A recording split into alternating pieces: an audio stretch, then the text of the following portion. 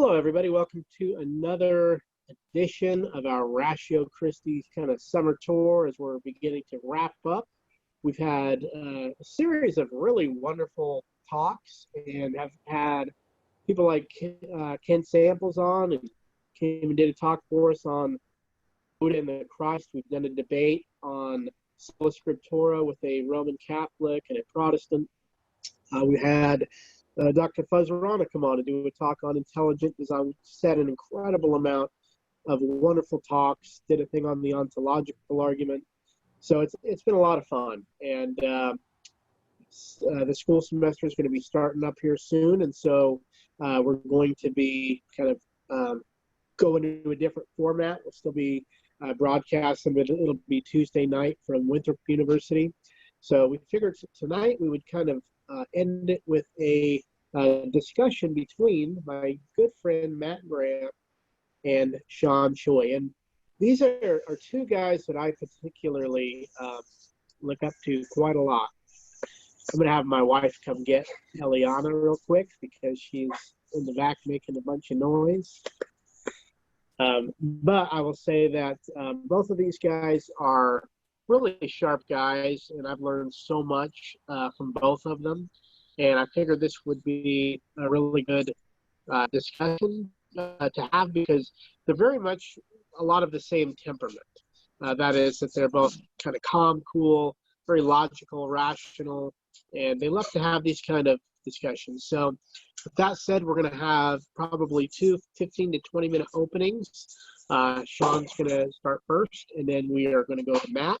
And then we're just going to have kind of a back and forth dialogue discussion. So I hope you guys enjoy this. This discussion and topic is going to be on apologetic methodologies. It was a few weeks ago that, I can't remember the gentleman's name who hosted the discussion, but it was between Dr. James White from Alpha and Omega Ministries, my friend Jonathan McClatchy, and Richard Howe and another gentleman, and they had this really good discussion on apologetic method.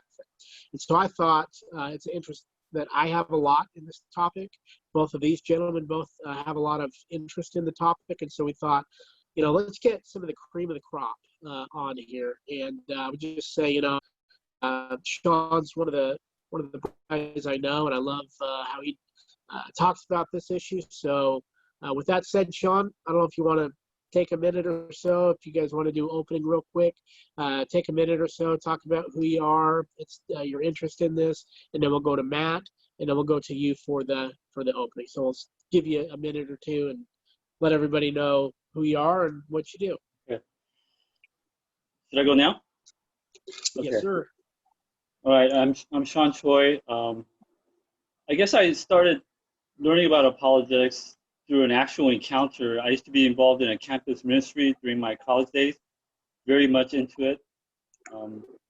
And we used to go with an older gentleman, like a 2x2 sort of a discipleship, mentoring, campus evangelism at Northridge, Cal State Northridge. And I remember one time we encountered a very eager gentleman who was willing to talk to us. He seemed overly eager, so I was very glad. But it turned out that he was a very ardent skeptic, and he just raised all kinds of objections. And that was the first time really I heard intellectual objections against Christianity. I was a new Christian, and that rocked my world, literally. So apologetics didn't bring me to faith, but I think because of that, I was forced to either just don't think about this or find answers, and I went the latter route. So that kind of brought me to study philosophy, theology, and that led to a lifelong trek of journey of learning and of thinking about this. So both my, in later schooling, I studied with some of the best apologists, whether Presuppositionalist, John Frame was my former teacher, and J.P. Moreland was also my former teachers. And I did a graduate program in UCSB here.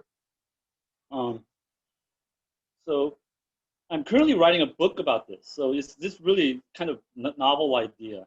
I like this ground because it's kind of forcing me to test the waters and so forth. So hopefully it'll be a good dialogue. So this is not orthodox presuppositionalism, although I'm kind of representing a view like that.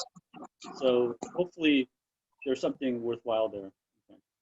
Wonderful. Thank you so much, Sean. And Matt, take a minute, talk about how you got into apologetics and particularly your interest with this topic, and maybe give us some of your mentors and teachers who've helped you along the way. Sure, yeah. My name is Matthew Graham. I grew up charismatic Pentecostal, actually, so very experience-oriented.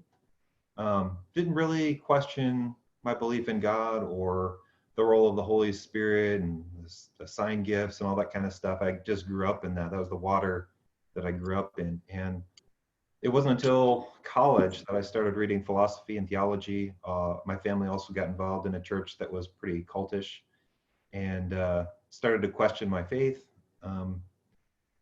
getting all sorts of questions from other believers, but also from atheists and agnostics at Iowa State University during my undergraduate time there. Just every group you could think of. I had Hindu neighbors. I had a kind of a atheist agnostic neighbor from France. So just spent a lot of nights talking about this kind of stuff. Got to the point where I was like, why do I believe all this stuff? A lot of the things that these people are bringing up are really pretty difficult objections, and I'm not really sure how to deal with them. At one point, I got to the point where I was like, God, if you're out there, show me a sign or something like that. Show me an angel or something, very charismatic. God never did that. What he did do, though, I think, is he sent friends who were very interested in apologetics, and they helped me kind of reorient myself. And it was pretty much from that point on, I realized, yeah, as a Christian believer, part of my development is intellectual development. So, whether I went to school for it or not, that was going to be something I was going to continue to do, because I saw it as part of my walk as a believer. Then went on to study at Southern Evangelical Seminary for my master's, and studied with people like Norman Geisler and Tom and Richard Howell, and these folks. One of the guys in philosophy that challenged me a lot was one of the professors, Jason Reed. He pushed me to think more deeply about some of the apologetic issues than I probably would have otherwise. Okay, not probably, than I would have otherwise. That's where my passion for apologetics and theology and philosophy and all things cool like that came from. Wonderful. And most people who follow us know that me and my wife went to STS. I'm still taking classes there, but Matt was one of the first guys that I met there. And yeah, we've known each other for years. I mean, I was affiliated. I was thinking this the other day. I started going, just taking their free classes back in 2006. So I've been affiliated with SES for 12 or 13 years. It's crazy. So we've probably been friends for almost as long, or at least known each other. But Matt's come alongside us with what we do at Winthrop, and have had him do a lot of things there. And just talked about before, we're going to have both of these guys come and do some stuff this semester for us. So I'm definitely looking forward to it. So really appreciate this, guys. I think some of the talks and discussions that I've seen on apologetic methodology has not been very good. I think this will be a more higher level type discussion than a lot of the ones that are out there. And I really hope people who are into the whole presuppositional method, I hope that Sean will kind of make a splash in this discussion, and when more debates and dialogues happen, I hope people will reach out to Sean, because I think just as you have some people that may not be the greatest defenders of the classical method, you probably have some, I would say, that are not very good defenders of the presuppositional. And sometimes what happens is you get a really good classical guy and a not very good defender of the presuppositional view, or vice versa, and comes out very uneven matched, and it looks bad for the particular view. So take note of Sean and Matt. These are both two really sharp, high-level guys. So Sean, we're going to turn it over to you, and just take as long as you need for your opening, 15, 20 minutes, and then Matt will do the same, and then we'll begin the discussion. Okay, I'm going to try to keep it within 15 to 20. I'm keeping an eye on. Okay. So my talk, little presentation here is called On a Version of Presuppositionalism. And what I mean by that, hopefully it'll be clear. It's not orthodox presuppositionalism like Van Til. And I'm going to structure my talk in 3 ways. One, how areas where I disagree with the orthodox presuppositionalism of Van Til, and where I have little questions or disagreements about the classical method, and so where my position lies, kind of Goldilocks, middle position. I'm also going to talk a little bit more about what presupposition is. So let me get started. So why I'm not a Van Tilian presuppositionalist is because there's some areas that I disagree with regarding thought.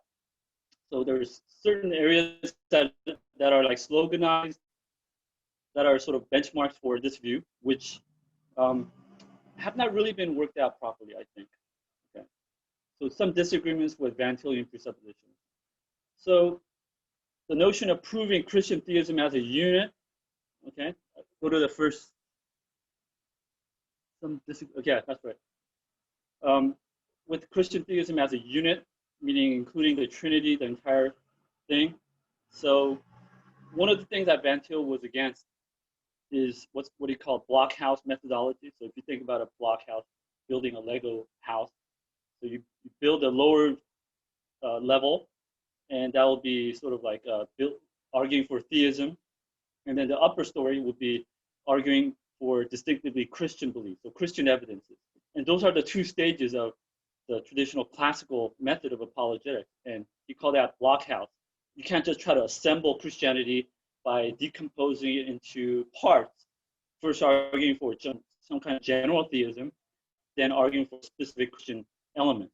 He said that's not a way to do it, that you have to do it entirely. The whole thing as a unit, as a system, unitary thing, has to be proven, and that would include things like the Trinity.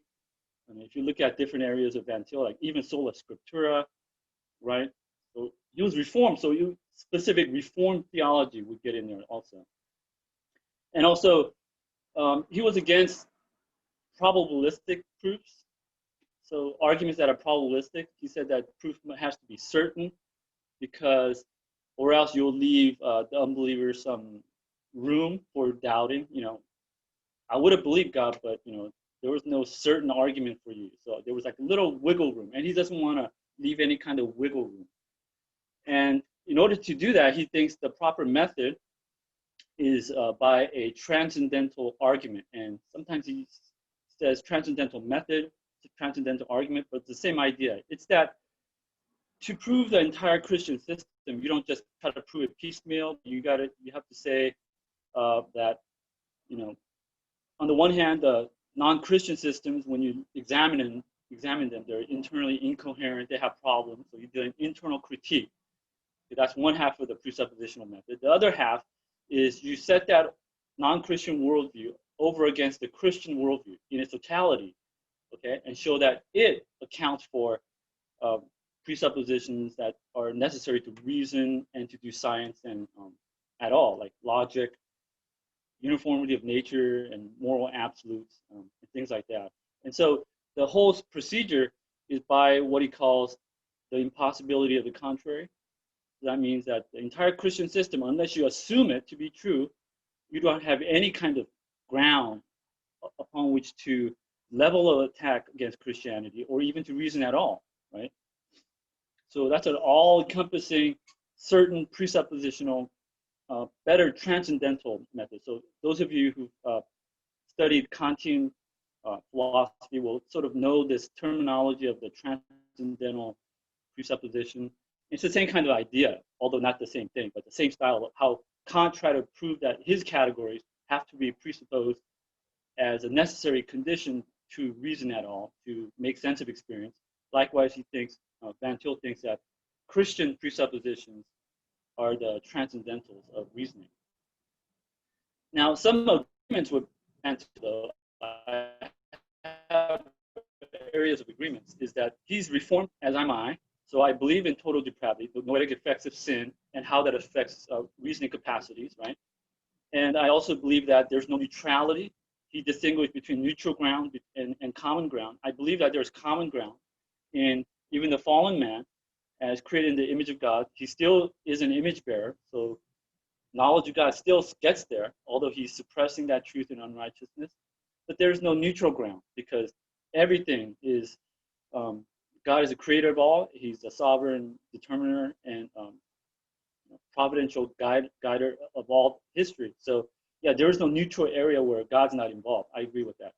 And his biblical theological hermeneutic, trying to ground the methodology primarily in scripture, right? So I agree with that. So next is some disagreements with the classical method. So I put a little question mark here, but some classical apologists believe that although you reason correctly, argue correctly and so forth, that it will get you to Christianity and theism, that the standards by which you reason at all, so logic, right? So canons of inductive reasoning, canons of deductive reasoning, and so forth. The laws of logic, laws of rationality are themselves neutral. Now, some people might believe that. I guess some people might not believe that. So I put a little question mark there, but it's compatible with classical method, but I don't think with the presuppositional method that the standards of reasoning themselves are sort of worldview neutral. So you have Christian, non-Christian reasoning via the laws of logic, but the laws of logic themselves are like an umpire in a baseball game. Don't call sides either way. They're neutral. So I disagree with that. So two, that Christian theism must be established prior to examining Christian evidences. So one way of thinking about this is classical method differs from just straightforward evidentialism in thinking that you have to first establish theism as a background worldview before you could go and examine specific Christian evidences. Whereas evidentialists, people like Tim McGrew and others, think that you could go directly arguing for Christian theism via the historical evidences and other things, Christian evidences. And you don't have to go by the initial stage of theism, establishing theism. So I think that's the difference between classical method and the evidential method. And insofar as classical method says that you have to have that prior step in place before you talk about Christian evidences, I kind of disagree with that. I think it kind of depends on the person. If the person's already a theist, right? A non-Christian theist, then you don't have to argue for theism, so forth. So it depends on the person. And also, you hear coming from classical apologists like Sproul, who was also Reformed but had a classical method, and others, that circular reasoning is committed by the presuppositionalists, and they think that the method is just patently question begging, because you assume, the whole name sort of gives that flavor, right? You're presupposing the very thing you got to prove. So circular reasoning of all types, and I think the fallacy there is not distinguishing like a narrow, just a narrow circle, like arguing that the Bible is the Word of God because the Bible is the Word of God. That's a textbook circular reasoning example, versus a circle that's sort of broader, systemic, right? So we're talking about ultimate standards, your ultimate criterion of rationality. And in order to establish that, you have to, in a way, involve that very standard in arguing for it. Because if you have a standard that's even more ultimate than that, then the first standard wasn't the ultimate. It's the standard by which the supposed ultimate standard gets, validated. That's the ultimate standard. But then you could ask the question about that latter standard, so forth. So ultimately, when you get to the ultimate standards of reasoning and rationality, it has to involve itself. So you could call it circular, but it's more of a spiral or whatever, but it's not the narrow, objectionable kind of circularity, right? Okay, so I distinguish between a good, systemic, unavoidable circles from the narrow, fallacious circles. So some agreements with the classical method. I think there are good arguments from natural theology, like Kalam, cosmological argument. I think that's a pretty good argument. For some people, design arguments are very powerful, especially within information from DNA and stuff like that at the very microscopic level with the molecular machine, irreducible complexity. That could be very powerful. Moral arguments have very good intuitive bite with a lot of people, I find. And so there's good theistic arguments, natural theology. And I think that probabilistic arguments are okay. That is, even if the argument don't establish their conclusion with certainty, that's not objectionable per se. That doesn't mean that what you're arguing for is probable, is only probable. You could argue for a conclusion that is necessary and in itself certain via a probabilistic argument, right?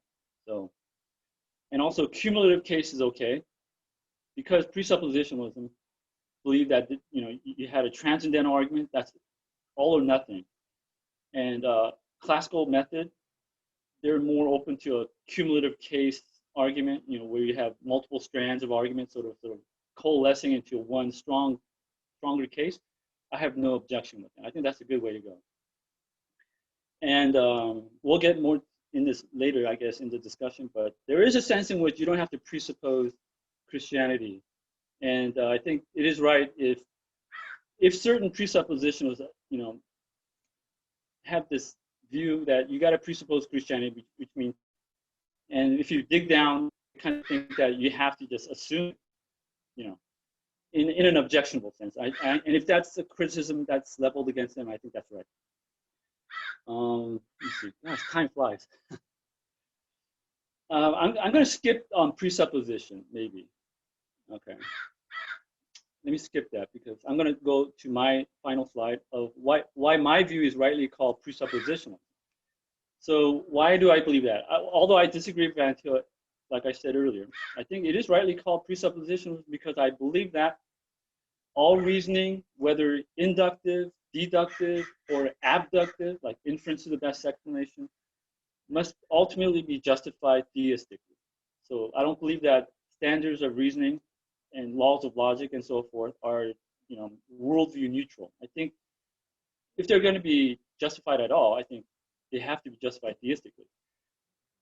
So also, one need not first reason to Christian theism, but may reason from Christian theism, the starting point. And if you want, you could include the Bible.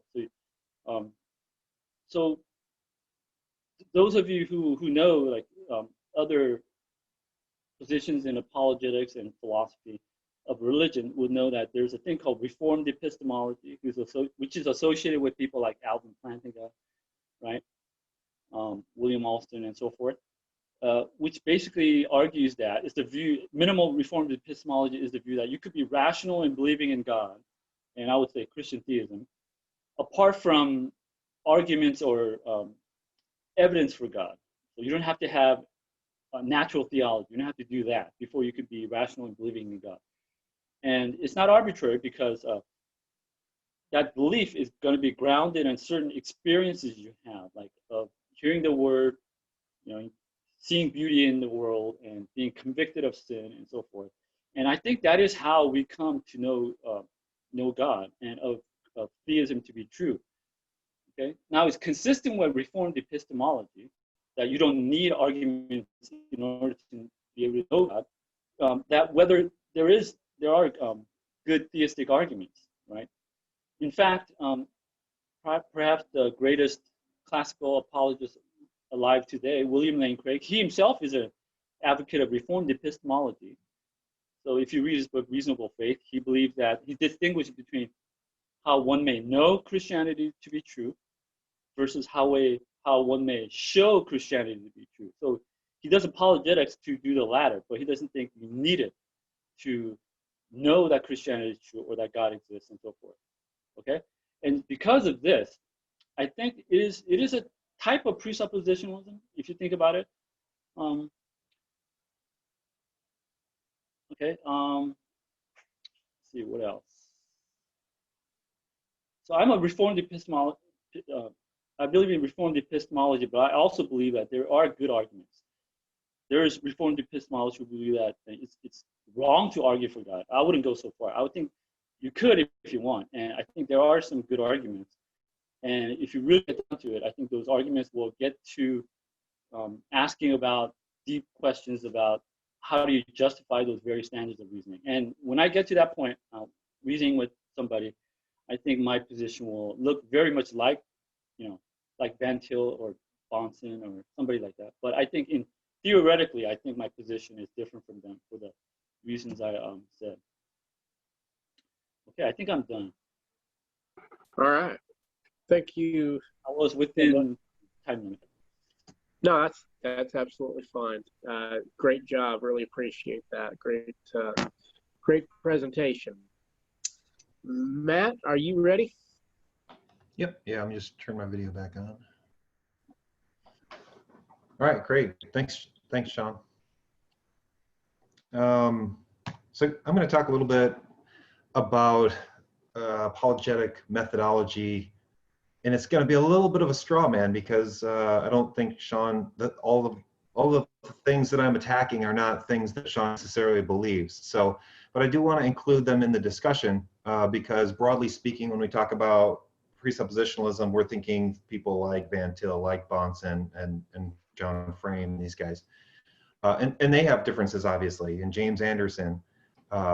These guys all have nuanced differences in terms of how they cash out what presuppositionalism is. So I'm going to kind of be talking a little bit about some of my reasons for thinking that those kinds of forms are problematic. And then hopefully in the discussion, we can dive more into the specific form of presuppositionalism that Sean's holding here. So I am a little bit eclectic in my view as well. So I take apologetics actually to be a rhetorical activity. I don't take it to be a theological subdiscipline or discipline. So I take apologetics to be an activity where the tools of rhetoric are employed to make a reasoned defense of some claim or claims. And what that means is that atheists, agnostics, Muslims, communists, capitalists, and the like can all engage in apologetics. I think this is the older use of the term. According to Boa in his book, Faith Has Its Reasons, he talks about, I think he's quoting Bonson actually, that apologetics was seen as a discipline around 1794. So before that, it seems like it wasn't viewed that way, as far as I can tell. If someone can correct me on that, fair enough. But that's not even really the primary reason for my taking apologetics to be a rhetorical sort of activity. And I don't mean rhetorical in any kind of bad sense, right? I mean rhetorical in the classical sense, like which is a good thing. It's sort of the means of persuasion. What are the tools of persuasion? And that included things like good character and good logic and that kind of thing. So my primary reason for thinking this is because I'm not sure what material and formal object apologetics is really studying in order to specify it as its own unique discipline. So that's why that's my main reason for taking it to be rhetorical, rather a form of rhetoric, rather than a subdiscipline of theology. And that reveals something about my division of the sciences, of how I do that. It's not really how I do it, it's how Thomists do it, and I'm just taking from them. But that's why I take it that way. So apologetic methodology then seems to be how we pull together things like theology, philosophy, anthropology for the task of making a case for the Christian religion, in our case, in Christian apologetics. Some of the features of classical apologetics then are things like optimism about the fruitfulness of natural theology. That seems to be something common among classical apologists. And Sean talked about this. He's okay with some of the classical arguments being used. Doesn't seem to be any principled objection to that. Might say something like, there is common ground between the believer and the unbeliever. One of the things I would like to discuss today is there a difference between common ground and neutral ground? And it sounds like there is, and that's something I'd like to flesh out some. Another feature is that it usually holds some beliefs are more foundational than other beliefs, such that certain beliefs need to be in place in order for higher level beliefs to be accepted. So this might actually be a point of contention tonight. The belief that philosophy is important for the defense of the Christian faith, right? This is probably more maybe something that might be a point of contention between more, say, like an evidentialists, because typically presuppositionalists and Reformed epistemology folks are not afraid or shy away from philosophy. Belief that the empirical evidence and metaphysical speculation are fruitful endeavors. So these are some features of the classical apologetic. So the form of presuppositionalism that I am most concerned about are the Bahnsen type versions. So there's a strong emphasis on the transcendental reasoning. And in fact, I think it was James Anderson in an interview talked about, for Bahnsen, it's the transcendental argument or bust. Like that's what we've got. So in terms of to argue for Christianity. In general, they seem to be more skeptical about natural theology. And there's a sort of way of arguing for the Christian faith, and Sean alluded to this earlier, this impossibility to the contrary, where it sometimes takes the form of a disjunctive syllogism. It's something like either worldview A, B, C, D, or E is true, not worldview A, B, C, or D, therefore E, where E is the Christian worldview. Now, I don't know how many use this approach, but it seems to be a distillation of many of the approaches that I've seen from presuppositionalists. And the transcendental argument is often used to show the impossibility to the contrary, basically that reason, logic, knowledge, apart from accepting God, is a necessary precondition for reason, logic, and knowledge. So the Christian worldview must be true in order for you to do anything like reason, have logic, or knowledge.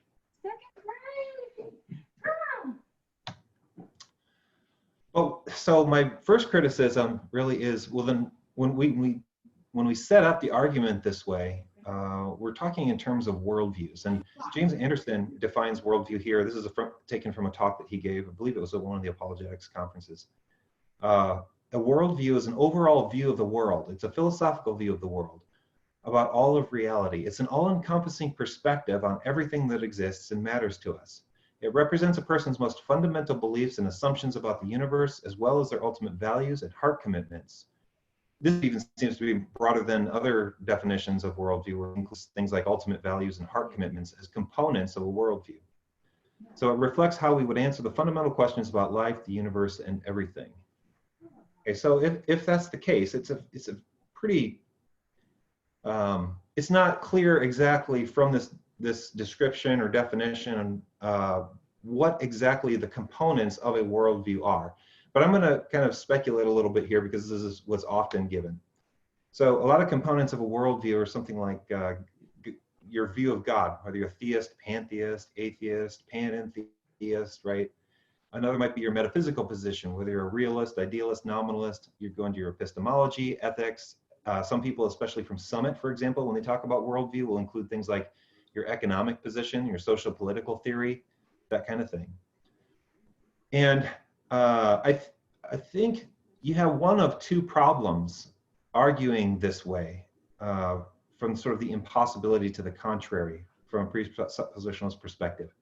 One is that if you're going to align all of the different worldviews, a worldview doesn't refer to, at least in the literature, any specific belief like theism or the worldview of a realist or the worldview of a foundationalist, right? So sometimes it's talked about this way, right? Like Geisler, for example, will classify worldviews according to their belief about God: theism, pantheism, atheism, that kind of thing. Other people who talk about worldviews, Sire and other people, will give different taxonomies of what kind of worldviews there are that are out there, and they'll choose from different components one of those views and then classify that worldview under that component. And I think one of the problems is if you really take this seriously, the worldview is this all-encompassing view and not any individual one of the positions within there, then we can't define theism as a worldview as such, right? Because you could be a theist, and we see down here, we have worldview A1, worldview A2, worldview A3. So we have three different theists. One of them is a realist, one a nominalist, one a moderate realist, another an Arminian, another a Calvinist, another Roman Catholic, another natural law, another divine command theory, and another one natural law. Okay? So we have, if we're defining worldview as this set of beliefs that includes all of these various components, then we don't have a single Christian worldview or even a single theistic worldview. And what I think this does is it starts to make, if we understand worldviews this way, it starts to make the number of worldviews that exist out there to be very unwieldy, such that we can't just demolish one worldview and then establish Christian theism as the only last person standing. And the more components that you place inside of your worldview as a thing that's included in that worldview, the more varieties and permutations of that worldview that you can have. So I think it becomes one is unwieldy. But the second problem, I can't remember if this on my, yeah, the second problem is, okay, so let's say we defeat atheism using the transcendental argument and show that, okay, there has to be some kind of divine mind in order to account for logic, reason, knowledge, that sort of thing. Well, it seems to me that, like, in order for you to have demolished not just the view that there is no God, but an atheistic worldview, the components of that atheistic worldview need to not just be common to that worldview, but be entailed by that worldview. Okay, such that if you defeat atheism, you've defeated all of the entailments within atheism. But what kind of things are entailed with the denial of atheism?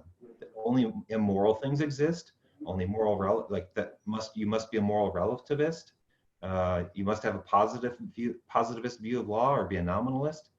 I'm not clear that those things are entailed in what is classically or what is traditionally understood to be an atheistic worldview. So those are my two worries. One, it's either very unruly in terms of there being a lot more worldviews to deal with than are often stated in the presuppositionalist literature, or two, even if you do amount to refuting a particular worldview, do you have to refute all of its components? Or if you refute atheism per se, for example, have you refuted all of the entailments, and what kind of things are entailed in that? Another concern is the common claim is that the problem with other worldviews is that they don't have an ultimate account for reason, logic, or knowledge. Since no ultimate account can be given, it's often inferred or claimed that one cannot even make sense of anything else. In other words, your worldview can't even get off the ground if you can't account for these things. That's a question for tonight. I'll leave it just as a concern that we can discuss as we go along. One of the defenders of the classical method today is Richard Howe. He teaches at SES, and he talked about the distinctives of one of the main distinctives of the classical method is that it's not talking about just, I'm sorry, the classical method is talking about, or will readily admit, that God is a precondition for knowledge, ontologically speaking. And what he thinks delineates classical apologetics and presuppositional apologetics is that the presuppositionalist tends to talk about the assumption of God as the precondition for knowledge. So I'll just kind of read what I've transcribed here from a video of his. He talks about presuppositionalism and says, presuppositional really is the assumption of God is the precondition of knowledge, but when they try to, and by they means presuppositionalists, try to explain what that means, what they end up defending is God is the precondition of knowledge. Well, of course, God is the precondition of knowledge because he is the creator, right? But God is not the same as the assumption of God. What makes the presuppositionalism distinct from the classical is the epistemological question of the assumption of God as the precondition for knowledge. And the responses that I've heard to this by Jason Lyle, and I think it was also by James Anderson, were something along the lines of Dr. Howe is just not grasping the fact that epistemology and metaphysics are related. And it's like, no, that's not the problem. So the problem is not that Dr. Howe doesn't understand that metaphysics and epistemology are related. And in fact, in Thomism, in a more classical sense, epistemology is largely the ontology of knowledge, right? So they're very intimately related. So I haven't heard a real good response to Dr. Howe's concern or worry here. Hopefully we can get into that if that's something that you maybe disagree with or object to, or maybe have a response to. But I think the points from your initial talk that I thought were most relevant in terms of my being able to understand your position and maybe to elucidate in our discussion are these questions. What do you mean by neutral when you say there is no neutral ground? And then what do you mean when you say that all reasoning must be ultimately justified theistically? And I think those two questions, I think, will help me kind of understand, like, are these points of agreement or disagreement? Because they may not even be points of disagreement, I'm not sure yet. So, but that's that'll finish my section of my talk, so thanks. All right. Thank you so much, Matt. You guys both did a great job. Good presentation. So I appreciate you guys taking the time to lay that out. Now, some people may not really understand, why is this an issue that Christians should care about? Shouldn't we just preach the gospel? Shouldn't we just focus on the gospel? Maybe talk just for a second. Why does this issue matter? Start with Sean and then go to Matt. Apologetic methodology? Yeah. Yeah. Why should Christians concern about, why should they care about this issue? Yeah. Well, one reason is being sort of self-consciously aware about your method will allow you to use actual evidence in a conducive way. Let me give you an example. So let's say this is kind of autobiographical. So in the beginning, one of the first apologists that I read when I thought that I needed to get answers was Josh McDowell. And this is not to beat up on Josh McDowell, but Evidence Right. That Demands a Verdict was a book that one of the first books I read. It was kind of unwieldy, but I went through it. And so use something like that. It's basically just evidential, gives you historical evidences for the Bible, resurrection, and so forth. So you tried it out on somebody, and you might find resistance to some of your reasoning. And you might think that, well, the problem is I haven't given them enough evidence. So you go and dig through more evidence. You read other people, Gary Habermas or whatever, get more evidence for the resurrection and so forth. And then you find out maybe that's not really moving. And so if you're philosophically aware about methodological concerns, then you might think that, wait, what's really the source of resistance is not the evidence or their lack thereof, but it's that it's being filtered through a worldview, to piggyback on what Matt just said, naturalistic assumptions, philosophical assumptions, right? So that unless you take care of that, it doesn't matter how much facts you throw at somebody. Mm-hmm. Right? So that's that will allow you to use evidence better, because then you'll kind of stop and say, okay, well, I think the source of the problem is your underlying philosophy. Let's talk about that. So in a way, if you're philosophically aware, you'll be better, even evidentialist in that sense. Can I give you a little bit of pushback on that, Sean? Yeah, go ahead. Just to get your thoughts. What's that? Oh, okay. Wouldn't just a good sound understanding of like the fallenness and total depravity of man, wouldn't that, so for example, take an R.C. Sproul, right, who's a Reformed guy and has that particular view of total depravity, wouldn't that kind of nullify that point of, well, I just have to keep getting more evidence because man's neutral? It's what I'm saying is you have classical guys like myself, we're Reformed, and I know it's not necessarily just an issue of, well, if I just give them more evidence, they'll believe. What would you say to that? I'm just curious. Okay, that's a good thing, because classical is neutral between Reformed and non-Reformed. So that point about suppressing evidence because of not wanting to know God and no effect of sin, that might be more evident to a classical apologist who's Reformed, right? Now, in that way, if you're theologically informed like that, but you're philosophically uninformed, you might not okay, now you know the problem, but how do you deal with it? So what is the response to this assumption of naturalism? Do you just preach the gospel? I guess you could do that. That's always a good move. But how do you deal with the objection, the specific objection? So you're still left without understanding or maybe how to deal with it. But wouldn't the classical guy be able to give the arguments in the case?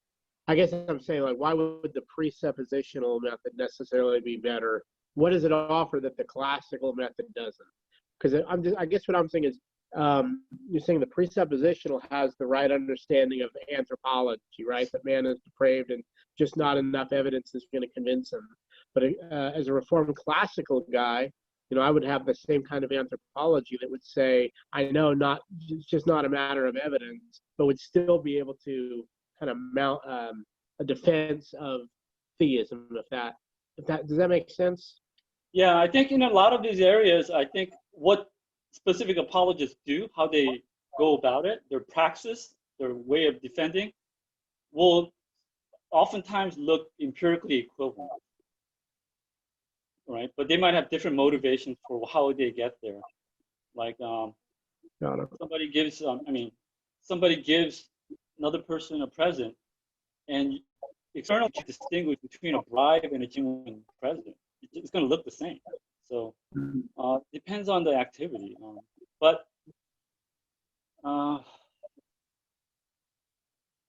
Well, even if it's empirically equivalent, it's going to give you the same result. I think I think the Reformed way to go is the right way. I think I'm convinced by Reformed theology is the correct biblical way. So if there's a less biblical way that gets you there, I don't know, but it's going to be only by accident. Sorry about the question. That's all right. Good, Matt. Same question to you. Why should we study this topic? Yeah, I have a lot of agreement. I totally agree that it helps you to be better informed in terms of what kinds of approaches that you should take. It helps you to kind of have a scaffolding or a structure in your mind in terms of how to, you might make practical or prudential judgments in terms of what needs to be spoken to a person in a specific case. Right. But you have a scaffolding of what kind of things are there in my pocket to use or to bring up, right? Yeah. And I think in the toolbox of a presuppositionalist versus a classical apologist, I think that toolbox is a little different. And I think my concern too about presuppositionalism in particular is the same kind of worry that R.C. Sproul had in his debate with Bahnsen, is that it could potentially lead to some kind of Christian ghetto. And I think that because I think the classical method, again, we can discuss this, but I think the classical method lends itself more towards coming alongside of the unbeliever to pursue intellectual activities, because it's not like there is much more of a common ground between the classical apologist in terms of our understanding of how that works. And say just the regular academic who's studying anthropology or physics or chemistry or whatever. They don't need to, as far as I'm concerned, they don't have to adopt a Christian worldview or even theism to be able to do chemistry or physics or anything like that even really well. I think from what I've seen from some presuppositional apologists, and again, I think Sean has got his own take on this, so I don't know if this criticism applies to Sean. This might apply more to people like Bahnsen, though, where it's almost like the apologist is motivated in that case to go for the jugular every time, right? It's transcendental argument or bust, or it's certainty or bust, or it's all or nothing. And I do worry about that mindset producing a kind of I guess maybe Sproul said it best, a kind of Christian ghetto, where we can do our intellectual work over here and the world does their intellectual work over there, and the only times we meet is where we disagree and have problems with each other. And I think the Christian academic can bring a lot to the secular world than just hey, you need to adopt the Christian worldview or you can't make sense of anything. Uh, Again, I think maybe as a presuppositionalist, you might still have that disposition, but I think the classical method in principle lends itself more to that. Okay. All right. Thank you. That's good answer from both of you. And what we'll do now is just kind of enter a time of discussion. So I figure we'll go about 50 minutes. Go for about till about 9 o'clock Eastern here. And how do you guys want to do it? Do you want to have someone have 20 minutes, another person have 20 minutes, and just kind of direct? Or you guys just want to have a discussion for 50 minutes, or what? How do you want to do it? I got lots of questions, so I'm good for just a discussion. Yeah. If you are. Yeah, let's do that. All right, I'll turn it over to you guys.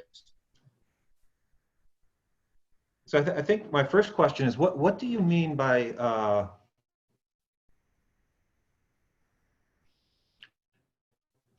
there is no neutral ground between a believer and unbeliever? I mean, I think correct me if I'm wrong, but I think we would agree that there's common ground, but we would say, but you're saying there's no neutral ground. Is that right? Yeah. So in my presentation, I used the analogy of the umpire, right?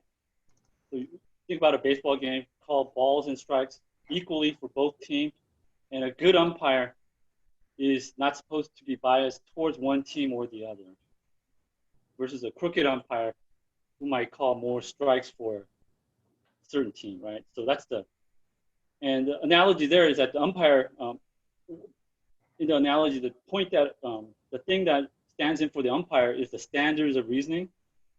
So like logic, classical apologists, and also presuppositionalists believe that if you reason, well, some presuppositionalists, some might not agree, but if you reason correctly, okay, that's going to lead you to God.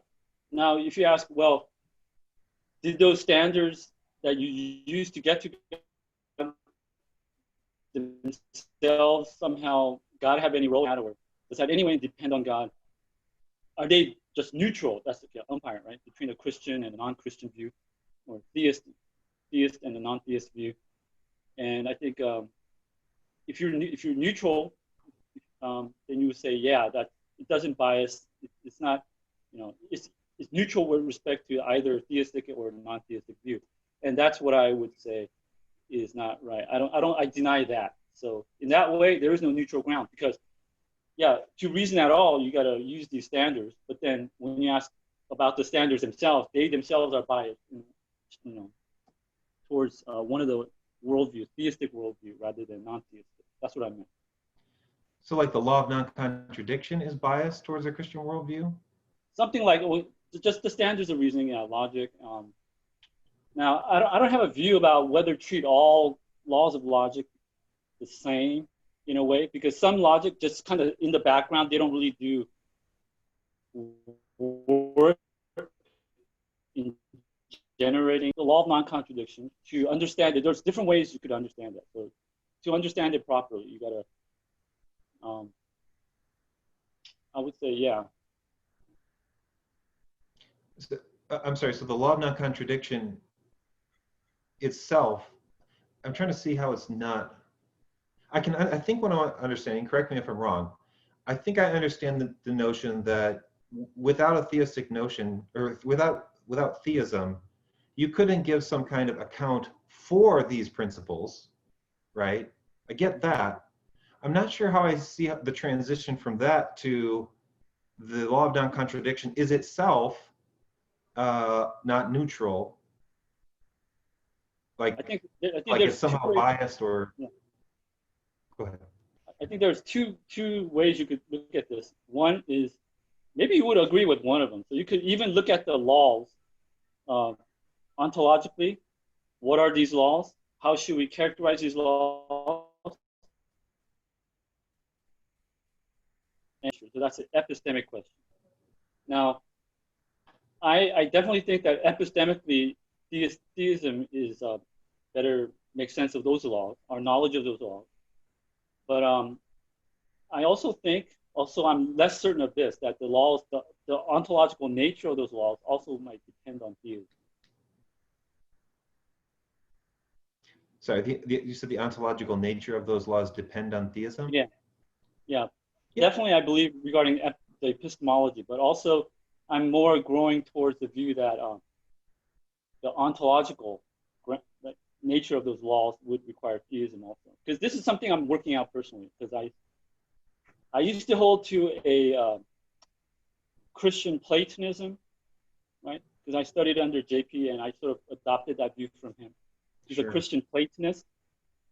And doing more thinking about this and reading about this, I think that that might not be the way to go if you're a Christian. With respect to these abstract entities, it goes by various names, but it's like it's a divine ideal view, theistic conceptualism.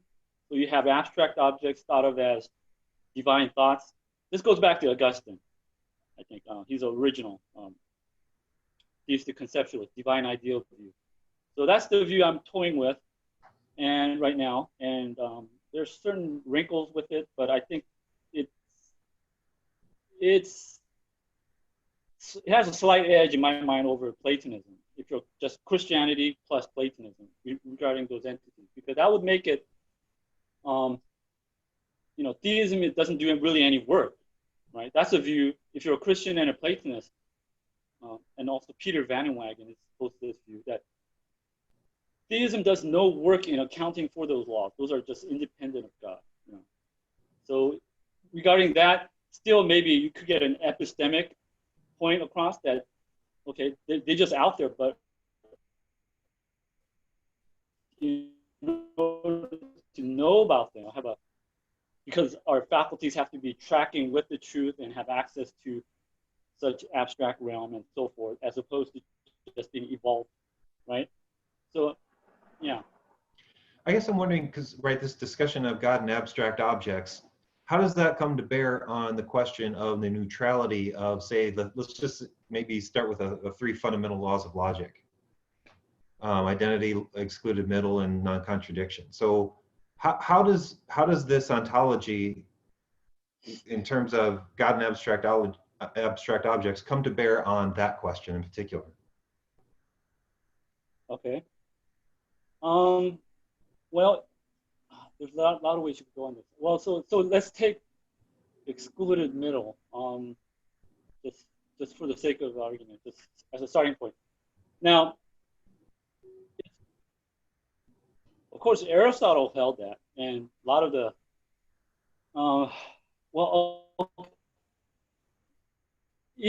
even though Aristotle, starting future contingents, he didn't think that law of excluded middle held. Like there would be either a sea battle tomorrow or not sea battle tomorrow. He thought if you hold the law of excluded middle regarding future contingents, he thought you would get fatalism. So he denied them with respect to the future. Okay, so, but there are, in the 20th century, around 1920, there's a guy named Brouwer who came up with what's called intuitionist logic, where the law of excluded middle doesn't hold, because logical truth is defined by intuitionists as provability. So there might be a truth, right? There might be some logical theorem, whatever, but it's not provable and it's not disprovable. So it might be just one of those things which you can't do either. So in that case, if you make logical truth, what it is for there to be a logical truth with provability, then we'll also believe that you got to have constructive proofs in mathematics. And so it's not enough to show that certain denial of something has to be the case. So like, if you know logic, like reductio ad absurdum arguments, intuitionists reject that because those they're not constructive. They don't give you constructive proof. So that's one example where you have disagreements over that law. And regarding non-contradiction even, right? One of the views that's out there, it's called dialetheism, which literally means two truth, dia aletheia, so two truth. It's a view that there are some true, there's strong dialetheism which says that there are true contradictions, but dialetheism is that there can be true contradictions. And in about 1987, originally,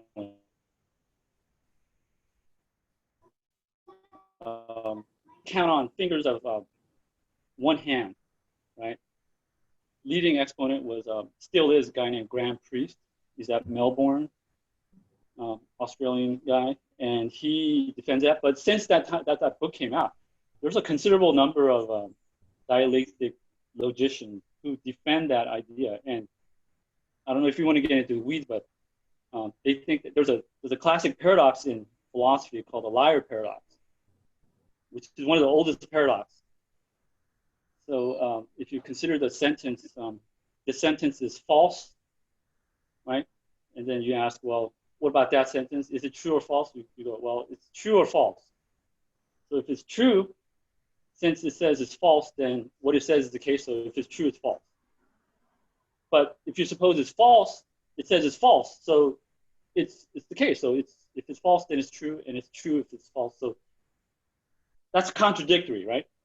So for over 2,000 years, 2,500 years, people are trying to find consistent solutions where, and it's surprising that there is no consensus among logicians about what the proper solution is. And there's a good deal of objection against like all consistency resolution, attempted resolution. And then this guy comes along and says, we've been looking at it the whole way wrong. Here's an example of a true contradiction. We just take it at face value. So accept it as true contradiction. So that means a dialetheist, when it comes to talk about law of non-contradiction, we understand it differently, because when we say that P is true, P is false, okay, then not P, it can't also be true. So when we understand truth, normal people, when you understand truth, saying that falsity is the denial of it, so it can't be both. But since they want to allow for true contradictions, when you say something is true, negation, another way to put it, negation which does not exclude truth, right, in that special case. So, and it's no surprise, it's not a surprise. I don't know what came first, but the guy, Graham Priest, he's a Buddhist. He happens to be a committed Buddhist. I don't know what drove him, but I kind of suspect that it's his Buddhist worldview, because I've heard a recent interview with him that before he got into philosophy, he was already a Buddhist and so forth. So here's a guy, so, famous Buddhism is famous for trying to transcend Western rationality and so forth, like koans, and which are paradoxes, like what is the sound of one hand clapping, and it doesn't make any sense. It's to meditate upon that, so you get beyond this Western logic, right? And so he's naturally sort of finds himself at home in that view. If you're a Christian, I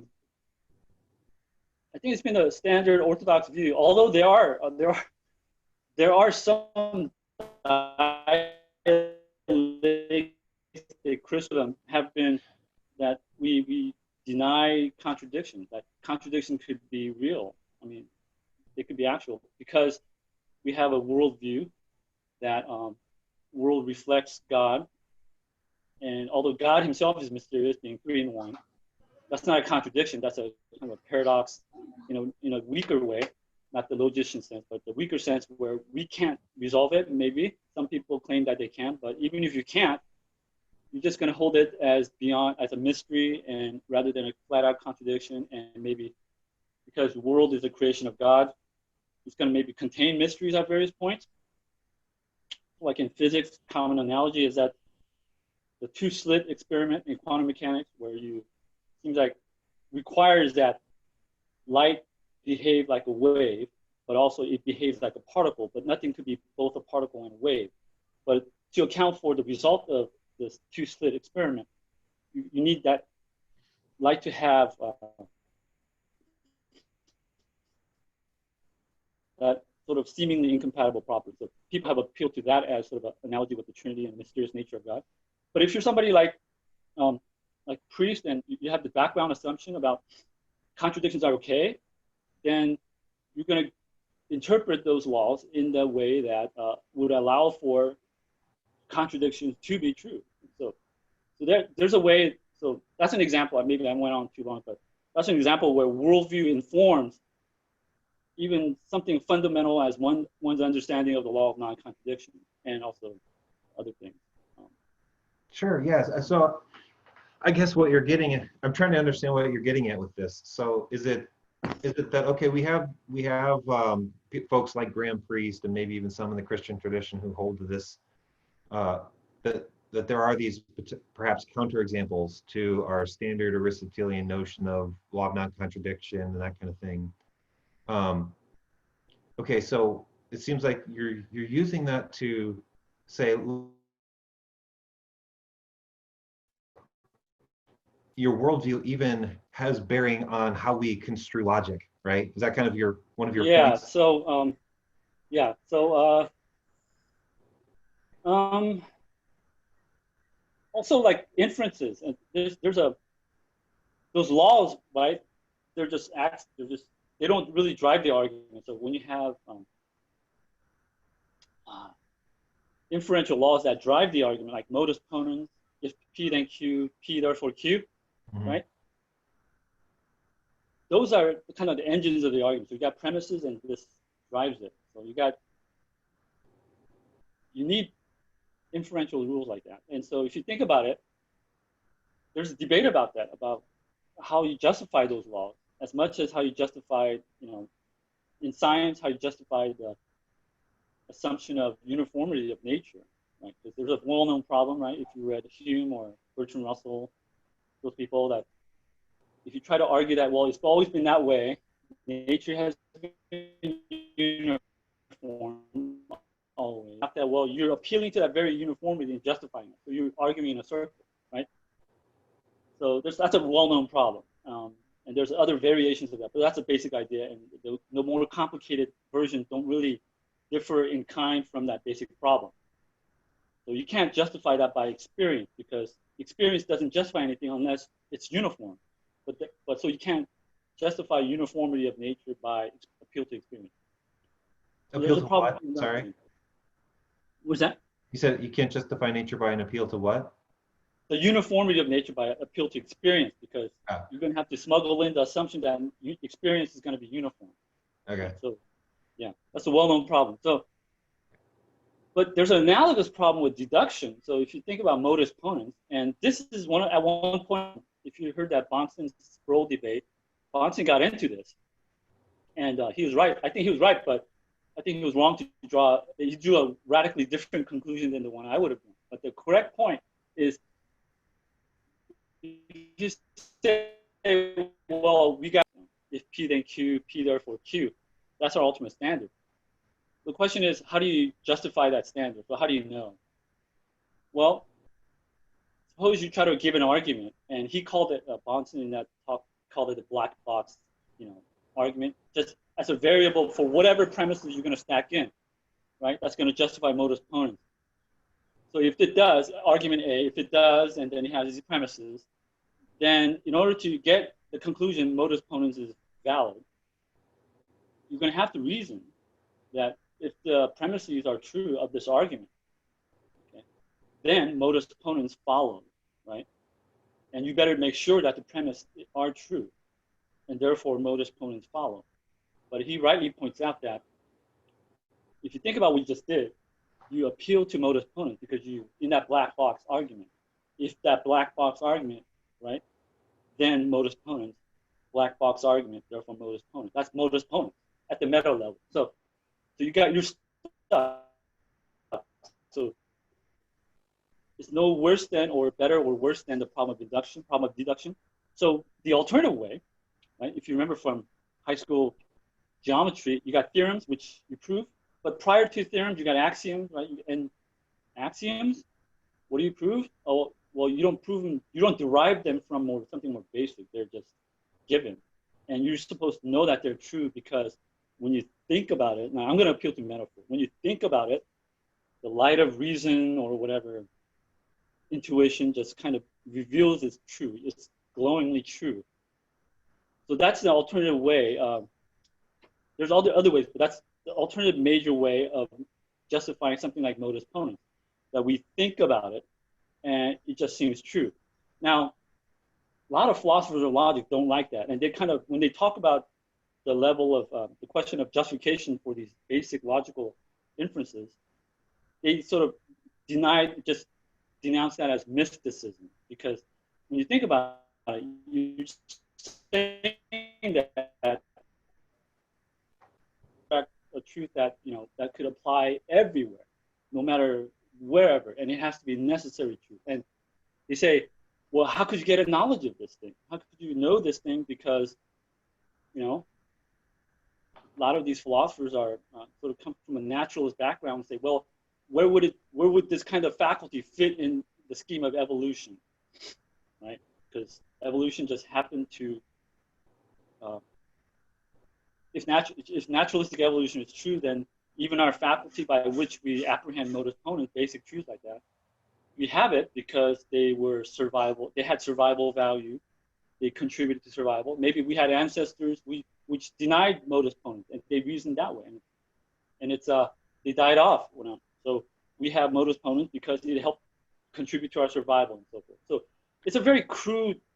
It's going to be very crude though, and so you have that. And so at the meta level, we have a theistic account where, if you a Christian, you believe Descartes, you know, evil genius. Yeah, well, what does theism give you to help resolve some of these tensions?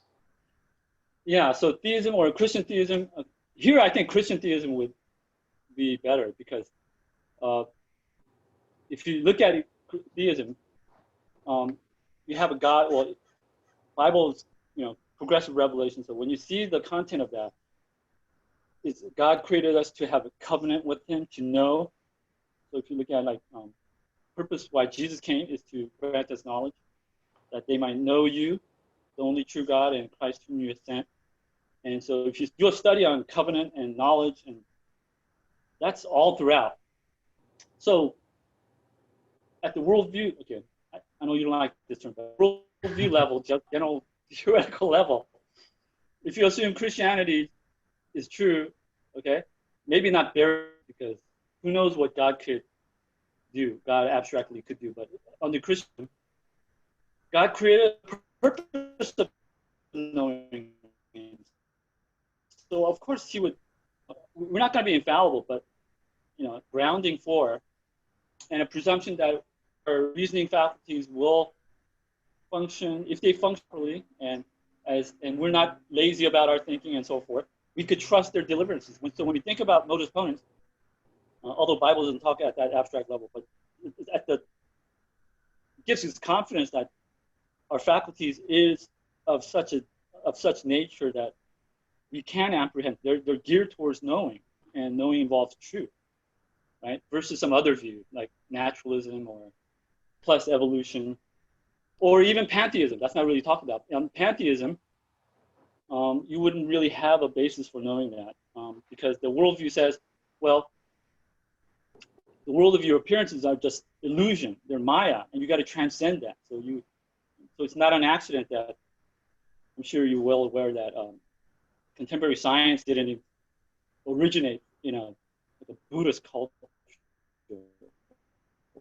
Or at worldview level, I think, you know, how do you trust? If the question is, how do you trust the deliverances of these faculty to guide you towards truth, rather than just mere survival? Is it because you have an argument that proves that, though, or justifies or warrants that? So that little thought experiment is like supposed to be at the meta level. I don't know what you call it. Bonson would call it transcendental. I don't care what the name of it.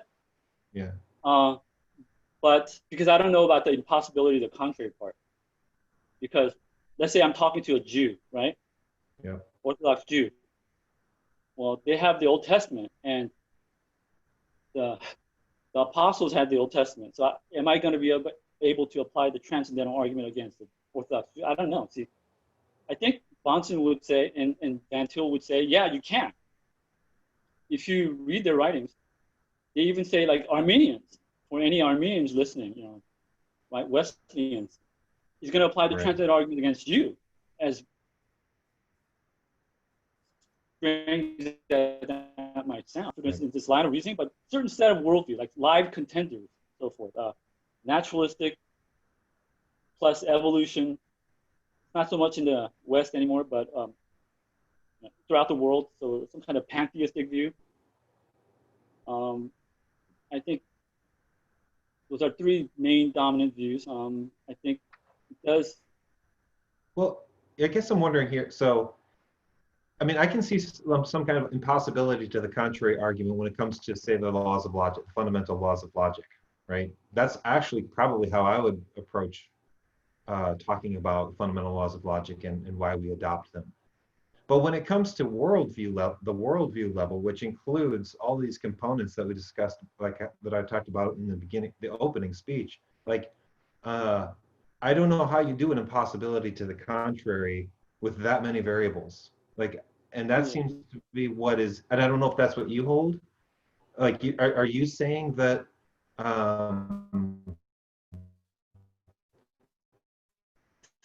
the Bible is required in order to resolve these disputes with Grand Priest and with modus ponens and like to be able to have some kind of authority beyond logic in order to resolve these disputes? Is that kind of what you're suggesting, or?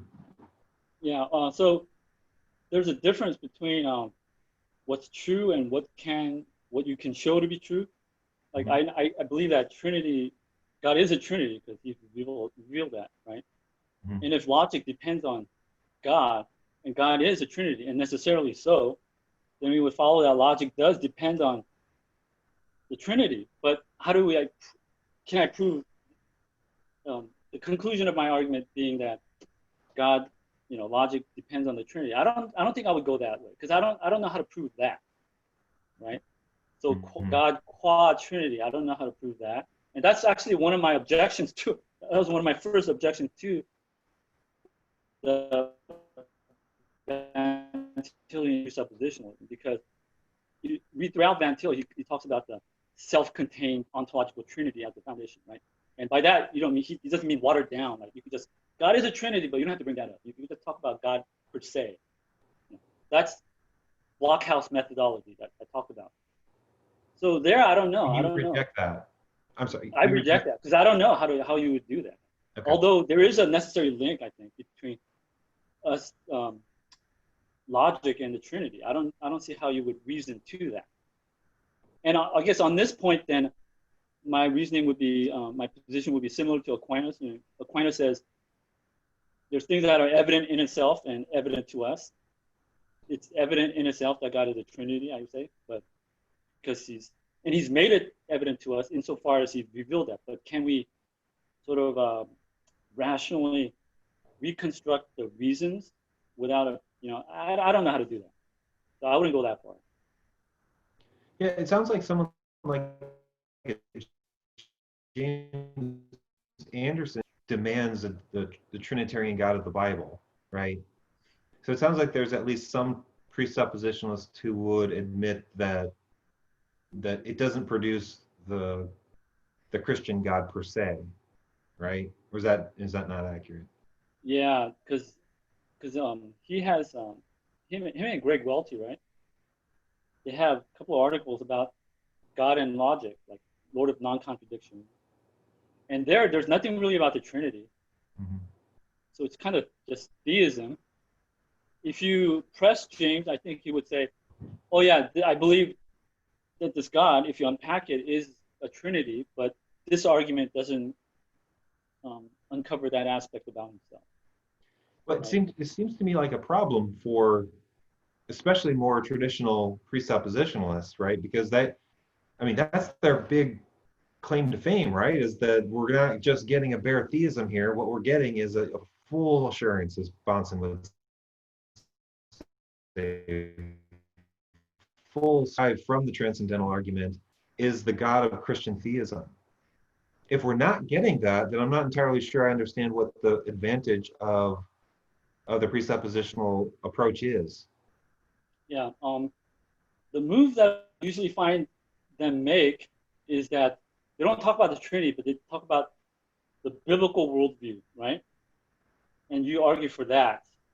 And I don't want to put it this way, maybe it's not fair to put it this way, but Trinity sort of piggybacks on that for free, because biblical worldview entails the Trinity. So,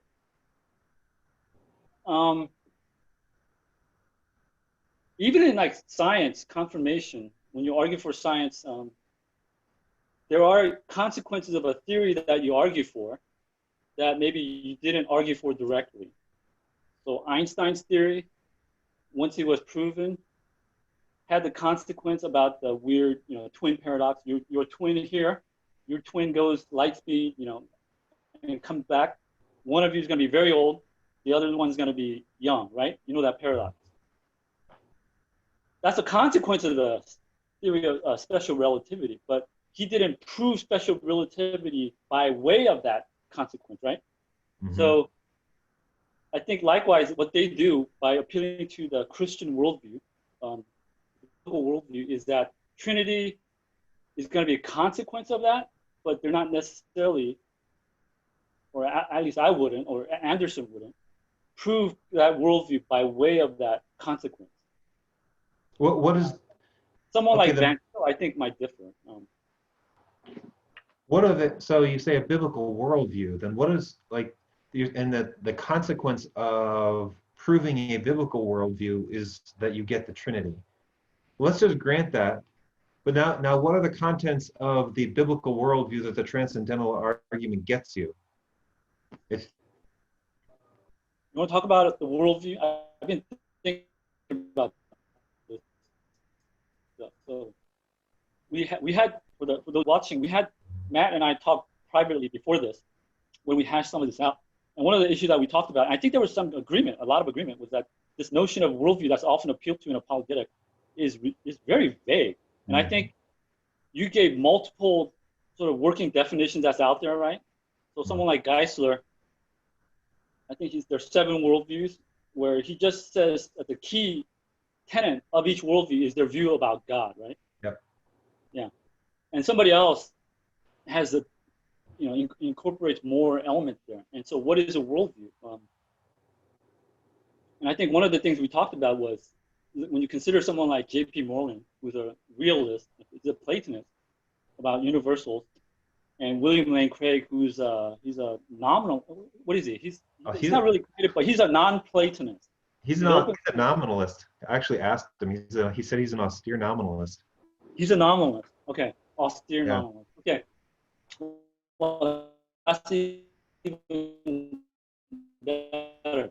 Then you have to say, well, one of these guys are not Christian, which is not charitable. So, and likewise, when you talk about ethics, I think there's another thing we talked about is you could have a divine command theorist versus a natural law theorist, and they disagree, but they could both be Christian.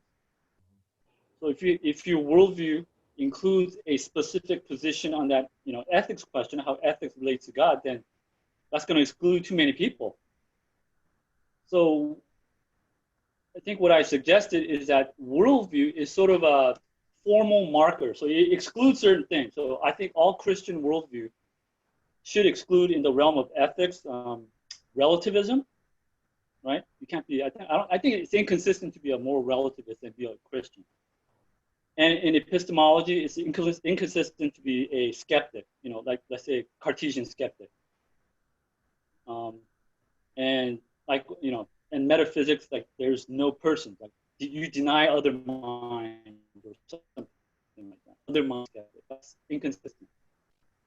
So, but so it's mostly negative, like what excludes, you got to hold certain views.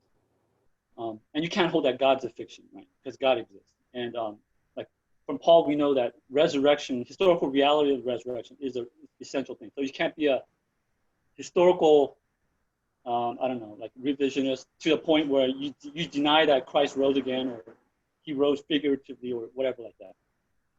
But regarding specifics, I think there's a lot of latitude regarding what could be counted as Christian worldview. Among presuppositionalists? No, I'm saying just the idea, right, of the worldview and also Christian worldview. So those orthodox Gantilian and Bonson presuppositionalists, they argue against even like Arminians, Wesleyans, and Roman Catholics. So for them, they treat them as just like philosophically, they're just no better than the atheist or naturalist. And I think that's kind of just too radical. Yeah, let's say, because it doesn't seem like the way you're approaching this notion of worldview as something that just excludes sort of absurd positions in metaphysics and epistemology and ethics and that kind of thing. That doesn't seem to be how the presuppositionalists typically talk about worldview, though, right? I mean, would you agree with that? Yeah.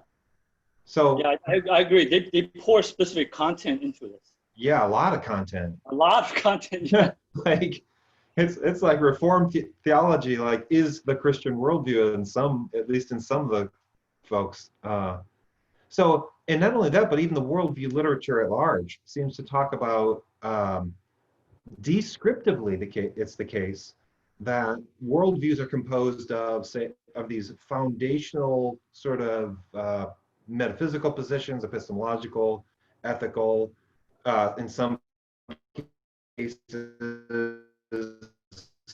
like in their social political philosophy, right?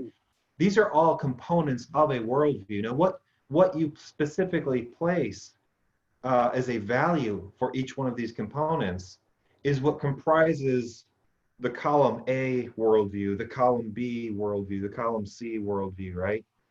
So the worldview as such seems to be a descriptive term describing what set of beliefs seem to be in a worldview, right?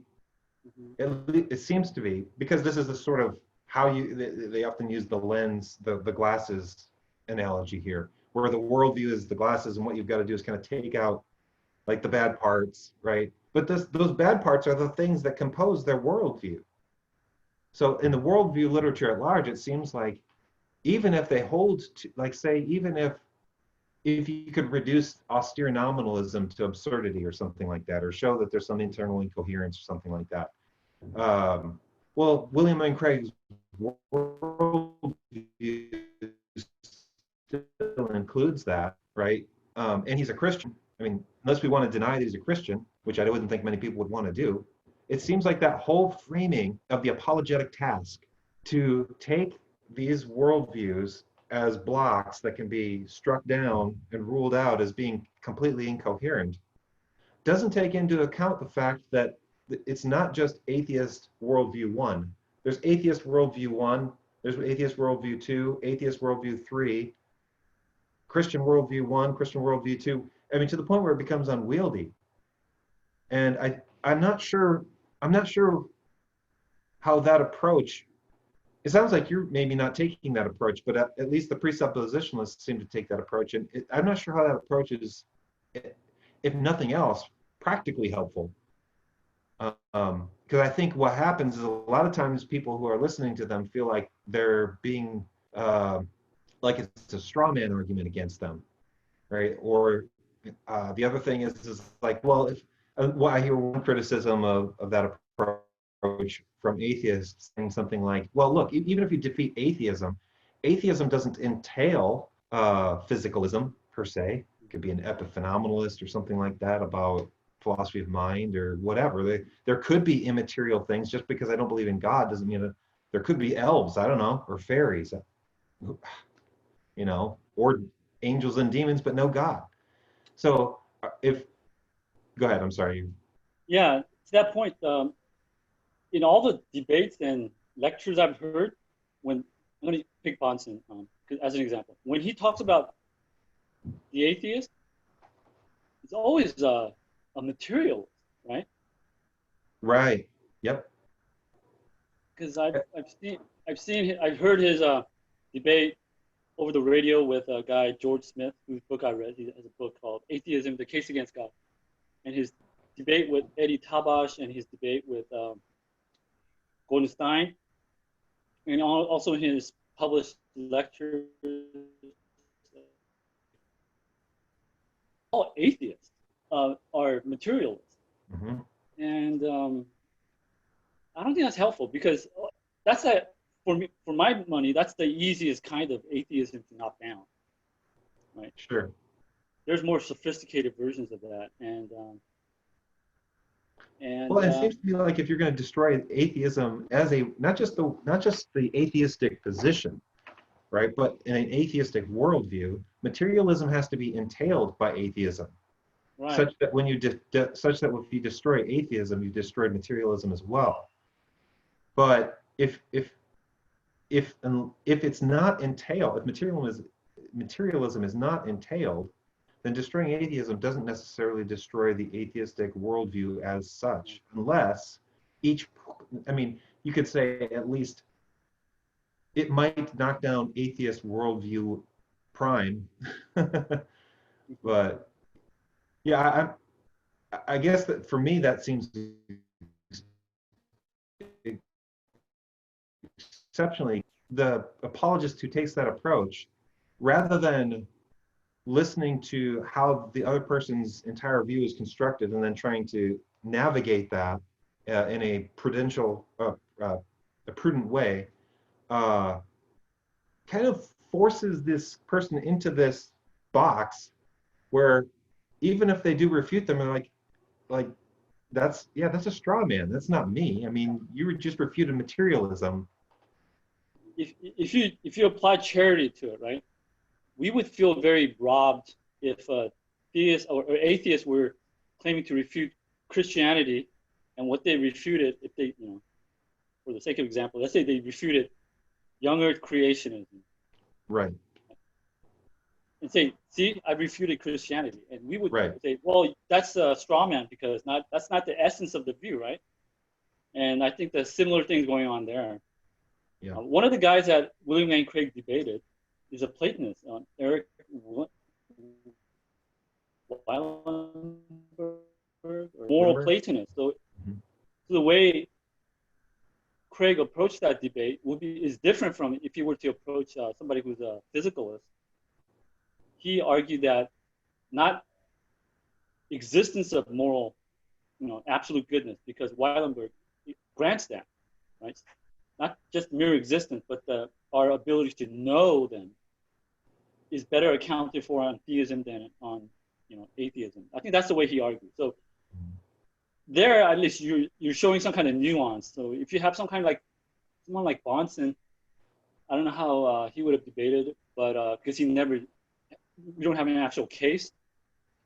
In one of his lectures, he says, I think he was asked about that, and he says, well, Platonists have a hard time bringing the two together, and the forms and concrete reality. They have a trouble bringing the two together, and that's kind of basically what he said. It's the one and the many, which is another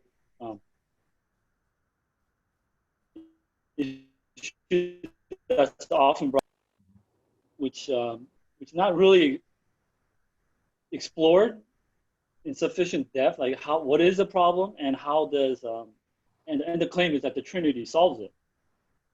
And I'm not really clear about that issue either. So I think to be charitable, and I think maybe formal debates might not be the best avenue for this. So I like a lot of the newer channels that are having discussions rather than debate, because there you could really go down and you're not trying to score points against your opponent. And so you say there's a point in Bahnsen and Stein debate, which is like classic, which Stein, asked Bahnsen about immaterial objects and so forth, about ghosts and stuff like that, and he believes that there's immaterial things, and then when it comes to his turn,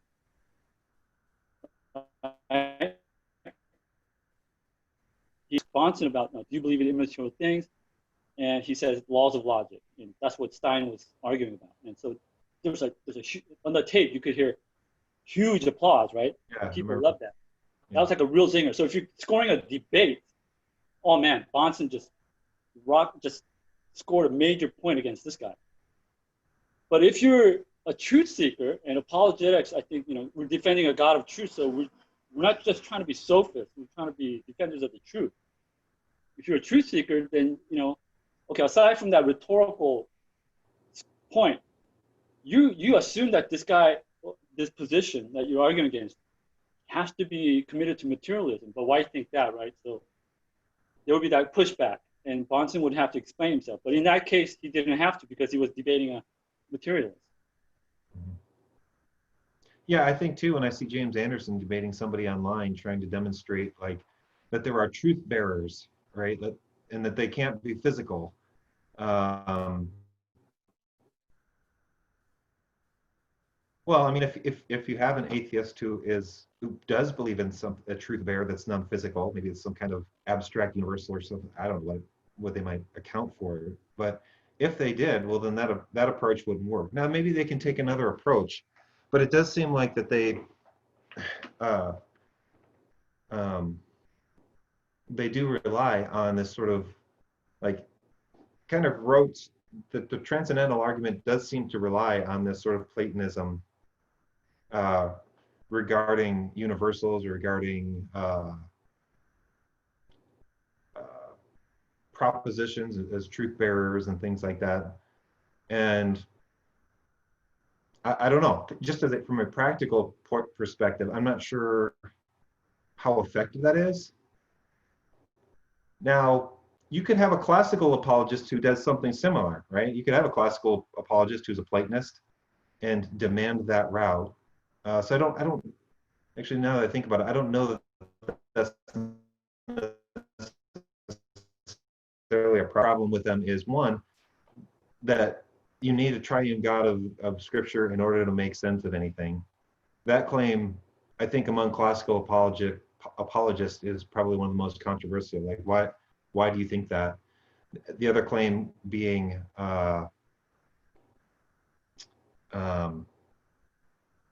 maybe that this transcendental argument is the only way to go, and that the destruction of these other views necessarily is sort of an argument to the impossibility to the contrary for an entire Christian worldview.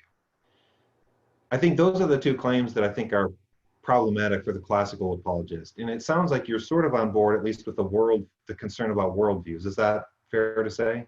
Yeah, I think that issue has to be made more precise, and the way it's usually defined, I think it would exclude too much. Now, someone like Bonson or Van Til say that's okay, because we think, for example, Arminians are happily inconsistent.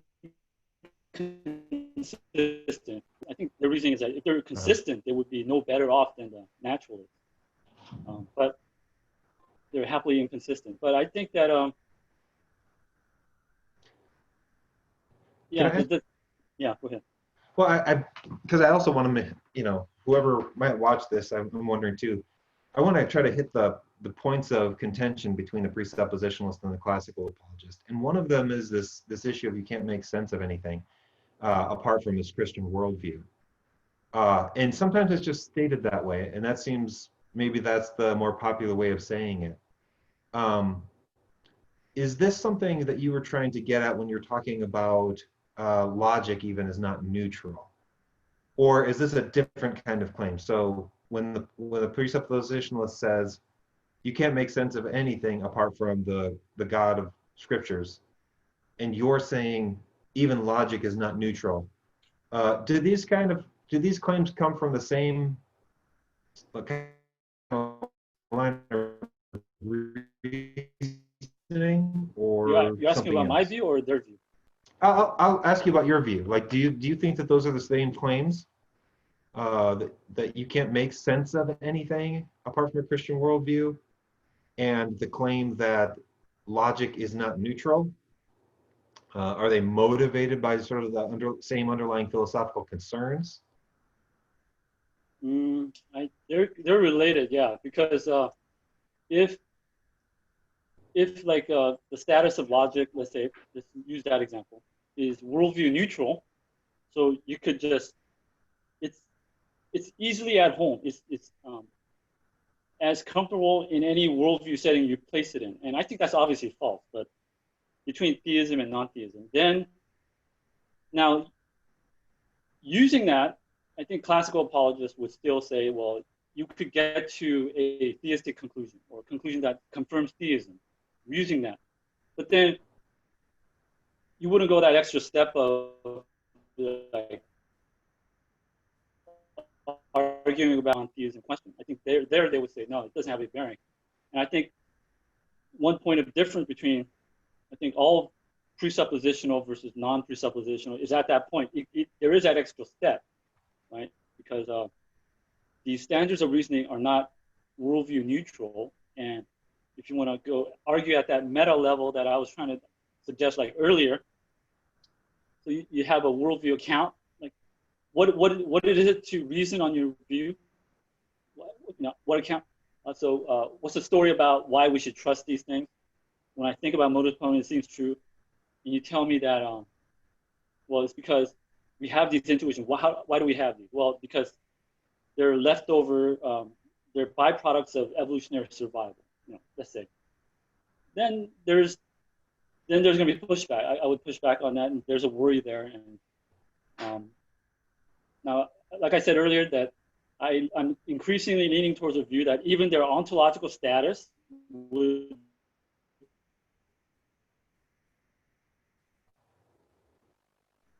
these logical laws are they're propositions. They're not merely sentences like scratch marks, right? Sentences represent these things, and their nature is they're propositions with content. If you think about it, they're intentional objects. They're abstract intentional objects, and intentionality.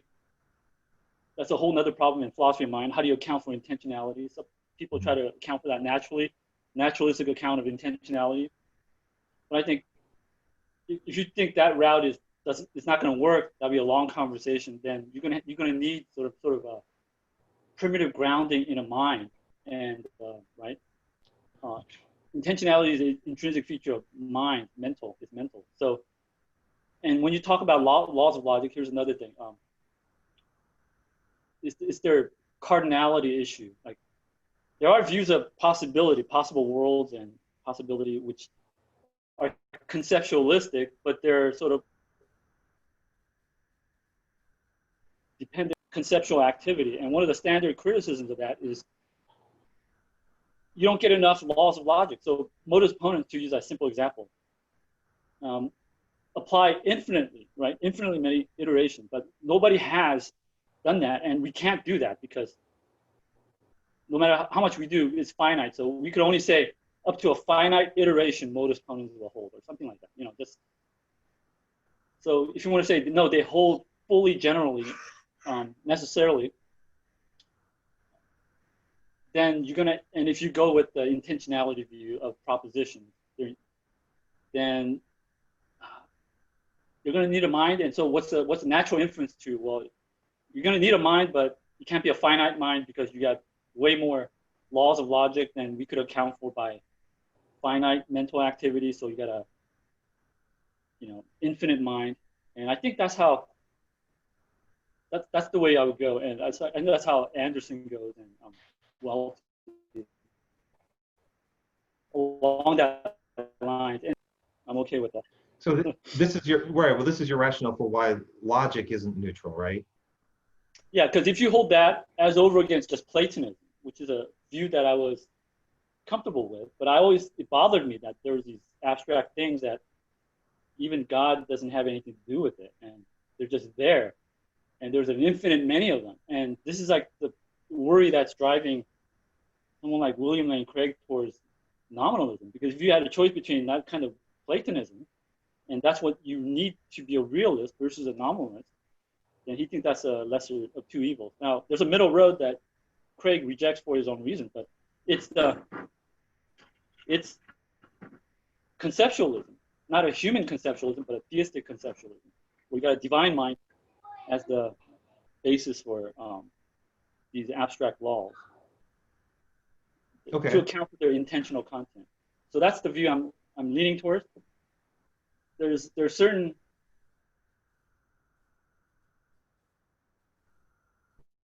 that view, the way I have reservations about theistic conceptualism is as a general account of abstract objects, including properties and things like that, because there's a well-known bootstrapping problem, right? So, for example, if you say God's conceiving is the ground of all abstract objects, not just propositions, but every abstract object and propositions and properties, then you got to say, well, before God could do that, God has to be sort of able to cause these things or able to ground these things. So consider that property, right? God has the property of being a possible ground of these things. That's a property. So you could just construct a property like that. So if God's the general ground for all abstract objects, all properties, then God has to be a ground of that property. But if you think about it, to be the ground of the property being a ground of all properties, circularity, where you already have to have that property before you could ground it. And grounding is not reflexive, right? If something A grounds B, then A doesn't ground A, right? So God can't ground that. So, I mean, that's a bootstrapping worry. So I don't know about whether conceptualism could be the basis for all abstract objects, but at least regarding propositions, that's the most plausible type of abstract object that God could be a ground of, because they have these intentional character, and we should say that they're mental and they can't just be accounted for naturalistically.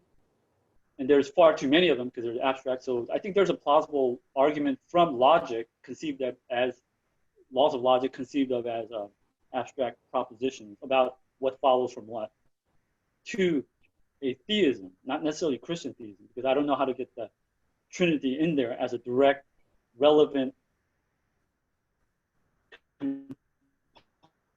component that's doing argumentative work other than just kind of being entailed by the worldview I adopt.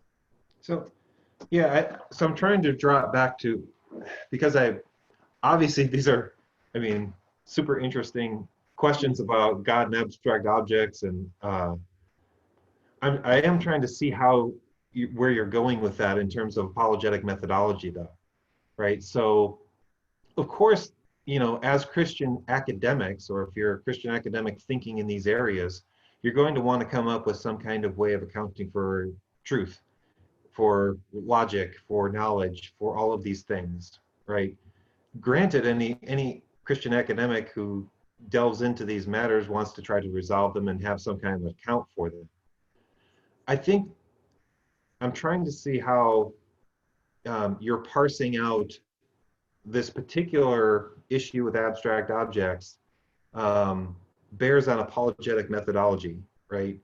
And it sounds like you're saying, it sounds like, and correct me if I'm wrong, what you're saying is that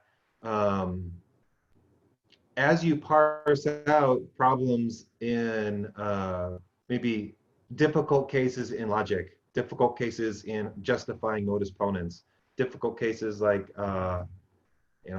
what best grounds abstract objects and makes them such that they're not like something that exists independent or antecedent from God or something like that. But I'm trying to figure out how that bears on the point that the claims, well, I guess I think I see what you're saying regarding logic. I'm wondering about this claim, though, this claim about you can't make sense of anything without theism. Is what you're saying now regarding these metaphysical problems, does that somehow end in the conclusion that you can't make sense of the world apart from a belief in the Trinity or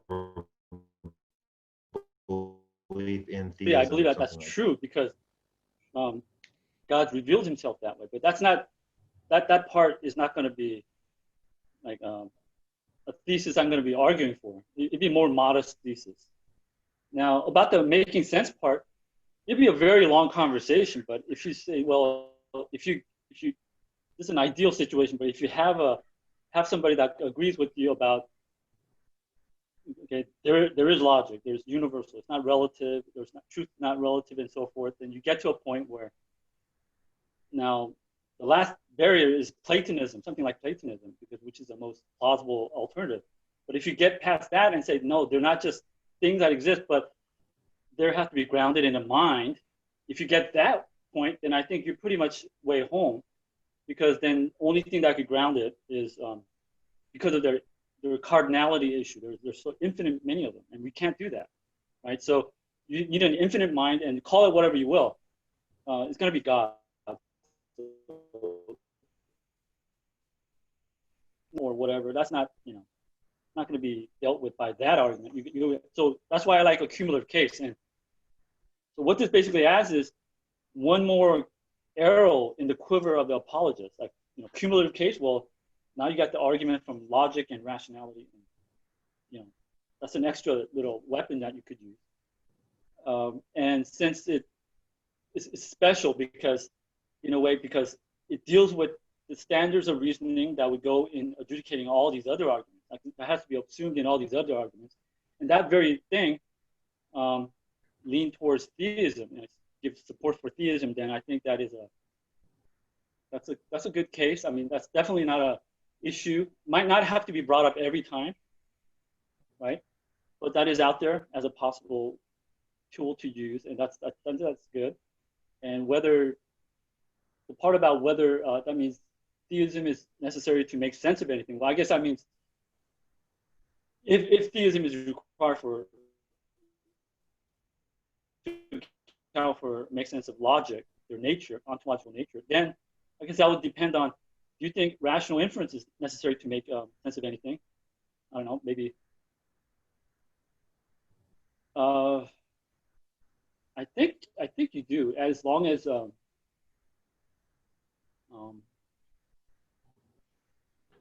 try to relate experiences. I think this is one version of problem of one and many, because epistemically, you got momentary experiences, sense perceptions, and so forth, and you try to relate that. And I have a feeling here on my leg. I have a scratch, itchiness on my head, and so forth. There's just things that exist happening, and then if I say, well, it's me that's having it, so you got to kind of relate those things, and there's some kind of a, maybe not an explicit inference, but there's going to be kind of a,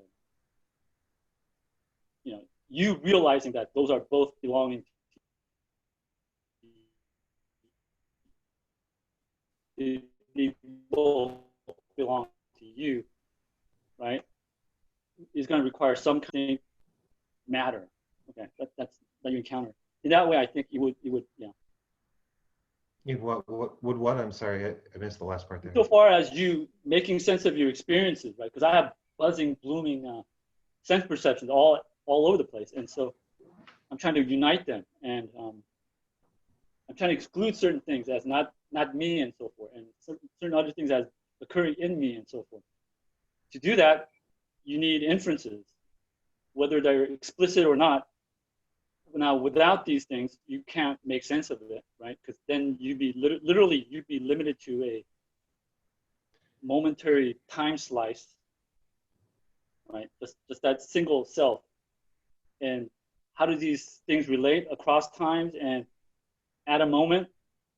You're gonna I'm just basically reasoning like Kant. I was gonna say, right? You need a transcendental unity of perception in that thinking eye. Right. Logic. That's what requires logic. So. Well, that's one position, right? Like that it requires an inference, right? I think that there's debate about whether or not that's an inference or not. Okay. Well, yeah. Okay, I know that. Yeah, I know what you're saying. Yeah. So making sense. Maybe, real quick, just break in here real quick. You guys good if we go about another 15 minutes? 6:30. Okay. Yeah. Yeah. And if you guys just, feel free to press each other on the more pressing issues if you need to tie any loose ends up or whatever like that. And Yeah, take another 15 minutes. Great conversation so far. Devin, do you have anything that you want us to address in particular? No, I mean, I think you were hitting it. You were kind of going in with some of the bigger differences people see. It's like you say, Sean doesn't really seem to hold some of the people we may have more disagreement with. Someone like a Cy 10 Brubenkate or something like that. Sean's view seems to be a little more. He seem to have some more agreement. So, yeah, not particularly anything I have. You guys want to take the next 15 minutes and wrap it up? We'll do it. Okay. Yeah, like you're saying, yeah, so, but making sense in the broader sense of like ability to do science, let's say, like that there you definitely require inferences, like testing hypotheses and doing, arguing, reasoning through an argument like that. Maybe, yeah, if you think that just being aware of my environment, you need a unifier, but that's not an explicit inference. And okay, I guess I could grant that. I'm not inferring from the rabble of the senses. Yeah, not right. inferring. Yeah, right. But whatever. Yeah, what I would. Then the conclusion would be whatever element of experience would be the limited domain of like making sense. That would be implied by this. Now, let me see. I'm trying to remember there were some of the things that I wanted to talk about. Yeah. So I think there's a lot of it, but is it kind of? I'm wondering, is it kind of clear enough why I call this still a version of presuppositionalism and not, even though it's not like the orthodox Van Tillian kind, because it deals with that standards of reasoning, right? I think tilt towards, it's not neutral, but it tilts towards confirms theism. It's more at home in that view. So, and I don't know if I want to call this transcendental reasoning, because I'm not claiming certainty for this, but it's more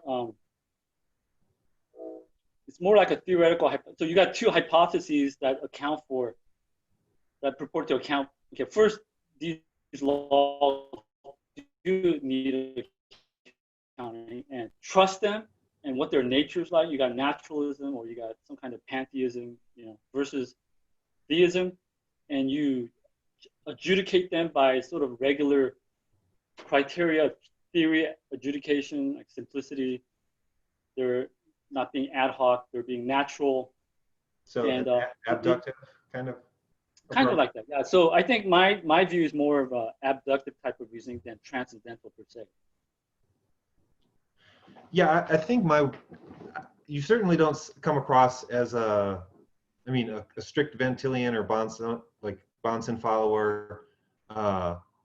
Maybe closer to James Anderson. I'm not sure. I don't know if you would identify with that, but part of it when I'm listening to you, I'm wondering, why not go Reformed epistemology over the presuppositional approach? I do hold Reformed epistemology as the right epistemology of how we come to know things, how people generally come to know things, because I think, use an example of my late grandmother, who was in her 90s, faithful Christian woman, read her Bible, prayed, doesn't know a thing about philosophy. So if you say that, well, in order to know God or have justified beliefs about God, you got to have some kind of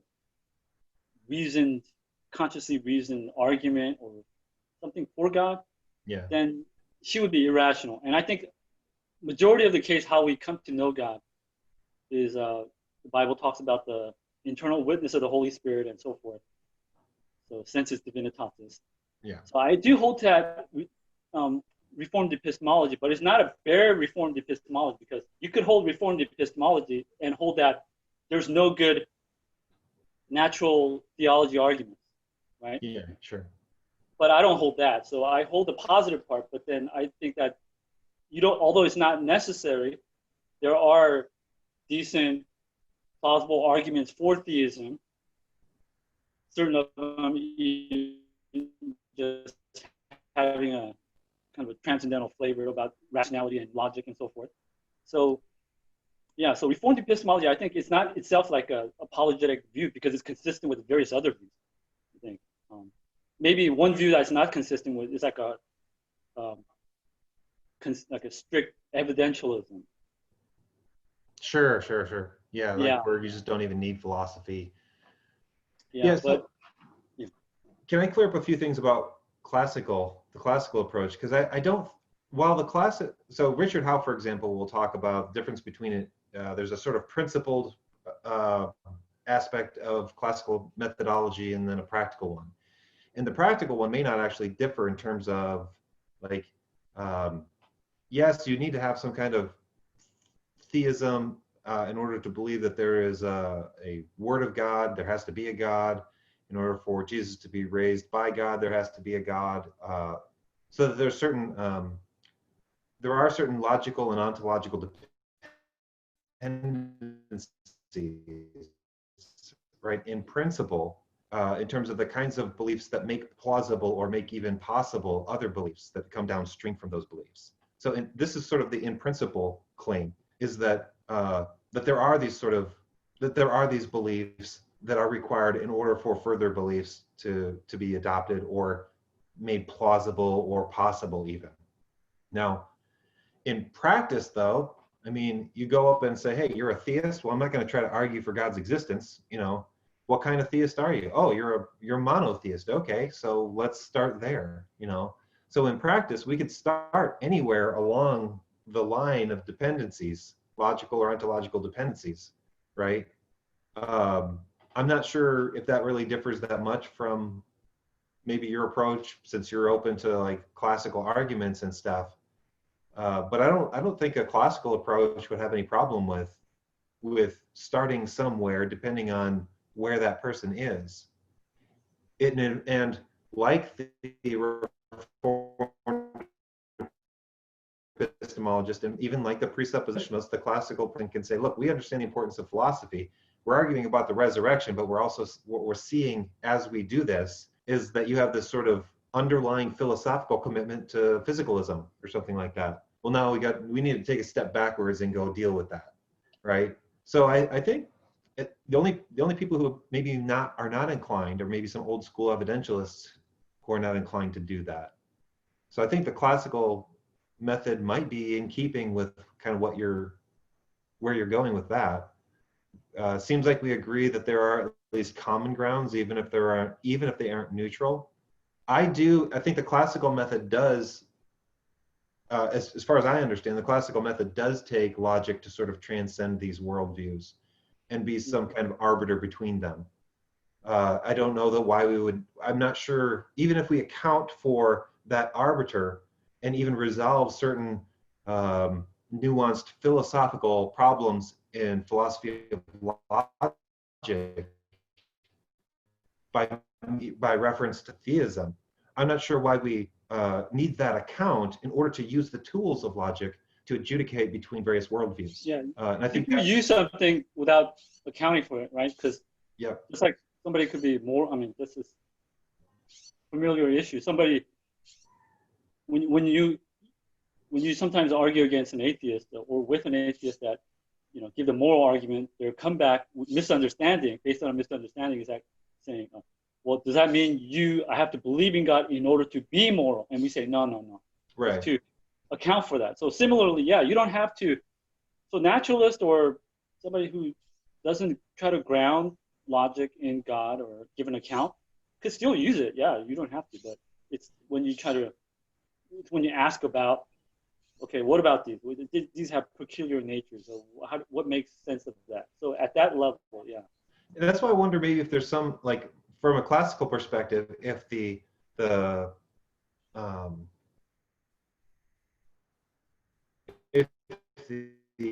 presuppositionalist is kind of, I don't know about confusing first and order questions, but maybe working with first and second order questions in ways that classicalists don't.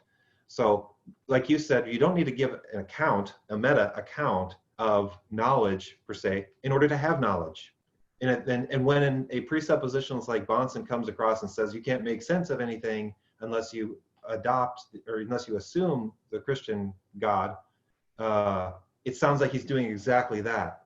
You have to have the account, the second order account of how it is that we have knowledge in order to have knowledge. If he's saying that, then I think most classical people are going to say, no, that's not true. You can, and any more than say if you don't have a meta-ethical position that accounts for first order moral claims, that you can't know that it's wrong to kill babies for fun, right? Like you can know that it's wrong to kill babies for fun without offering a natural law or divine command theory. So when someone from the assumption, and apart from presupposing the existence of God, which seems to be an epistemological claim, and Howe talks about Bonson's debate with Sproul as affirming that that is an epistemological claim, at least for Bonson. He seems to be saying that very thing, and I don't see how you can, how that's warranted or justified, and that's definitely just contrary to a classical sort of approach, I think. Does that make sense? Or yeah, that makes sense. And I think part of the problem is one of the central terms here, to presuppose, presupposition. There's multiple senses of that, right? Sure. So I have one slide that I skipped over, but I try to disambiguate some of that. So you could, so you could say one proposition presupposes another, right? If P presupposes Q, if P entails Q, because, you know, contraposing, P couldn't be true unless Q were true. So in that sense, it presupposes. So anything entailed by anything you say, you presuppose it. In that one sense.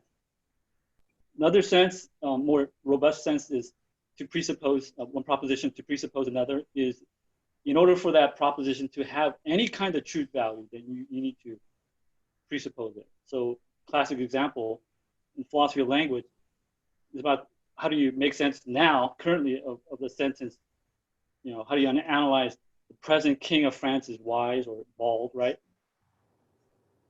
So you say it's either true or not true. Well, either case, it doesn't seem right. Now, Bertrand Russell had his own account called the theory of description, which analyzed that as false because it denies the existence of such a king of France. But fellow Englishman P.F. Strawson had a theory of presupposition. It was called theory of presupposition, which he disagreed with Russell over this question. He didn't say this is false. Right now, when you say the present king of France is bald, that proposition has a mistaken presupposition because he presupposed that there is a king of France. So it's neither true nor false. So that's another sense. And then you could talk about implicit versus explicit presupposition. And if you have that, right, then I think there'll be far less disagreement, because maybe sometimes they're disagreeing over whether something's explicitly or implicitly. And that's one of the whole points about. Oh, I think you're. Whether one could presuppose something, they're not thinking about it consciously, but if you ask them, then they would say, oh yeah, I believe that. So, you know, I think we all presuppose that Australia is an island, right? But before I asked that, nobody was thinking about it, but we presuppose that because now I bring that up. Do you believe that? And you go, yeah. Okay. So, and then there's another sense of presupposition. This is sort of getting to what Bonson was after, I think. That somebody assumes it implicitly, right? But if you ask them, they would still deny it. And what that's involved is like there's self-deception going on. So they presuppose it at one level, but not at another level. So if I remember correctly, how he analyzes self-deception is, so accounting for like Romans 1, it says God has revealed himself clearly, and they're suppressing an unrighteousness. So everybody knows God. So, but if you ask people, they claim not to know God. Well, he says no, people believe in God, they know God, but they have a belief about that knowledge or belief that they deny it, right? So it's like a second order thing. And for reasons like moral reasons or whatever, they suppress that. And there are certain actions that we do. So it's an intentional activity that we do. Once we succeed in it, it sort of becomes extinguished from our conscious awareness. And a good example of that is Bonson uses this, it's going to sleep. So you try to go to sleep, and you're not going to sleep, you're not successful. But once you succeed, you're not aware of it. So he says, non-believers, because they suppress the truth of God via the self-deception mechanism, once they're successful, they literally go to sleep regarding God's existence. So they could pass a polygraph test. Do you believe in God? They say, no, I don't believe in God. He's not lying. Polygraph test says he's not lying. But that's because he's engaged in this intentional suppressing to where that other conscious intention, belief that he had, is sort of in the background now. Maybe when you do regressive therapy, that might come out or something like that. But right, natural law has a similar sort of principle of suppression of some truth claim that is truly known. So I get that. And just because we have only a few time, I did want to ask you one more thing. So for Bonson, then, is he saying, using presuppose in that sense, that there is a knowledge, because I do remember him saying something along these lines, that there is a knowledge that's truly had but truly suppressed, and thus the reason that they can make sense of anything is because even though they've suppressed it, they still truly know it. Is that the sense in which he's using presuppose, or maybe you're using it? I've read him say, that by their activity, they give evidence that they do hold to that belief, right? Because he thinks you can only account for God by, or account for inductive reasoning, science, and so forth by God, right? So believer denies that, denies that God exists, denies believing in God, but then they engages in science. So there is some sense of presupposition that they're presupposing, like a mother that babies her child, right? Spoils her child and doesn't want to admit that. So you ask her, are you the type of parent that spoils their child? And they say, no. But they give evidence that they are that person because they spoiled their child, right? Mm-hmm. So, yeah, so somehow implicitly giving evidence that they do hold belief, right? So but then if that's the sense that we're using it, then everyone actually can make sense of everything because everyone, whether they recognize it or not, does presuppose God. Oh yeah, but then he would say the apologist is targeting their espoused presupposition because that's contrary to their actual. Yeah. So. Okay.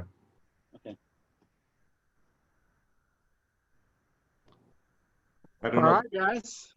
Good conversation. We need to do this again sometime. I was thinking conversation on kind of the Thomistic view of divine simplicity. I know, Sean, you're not.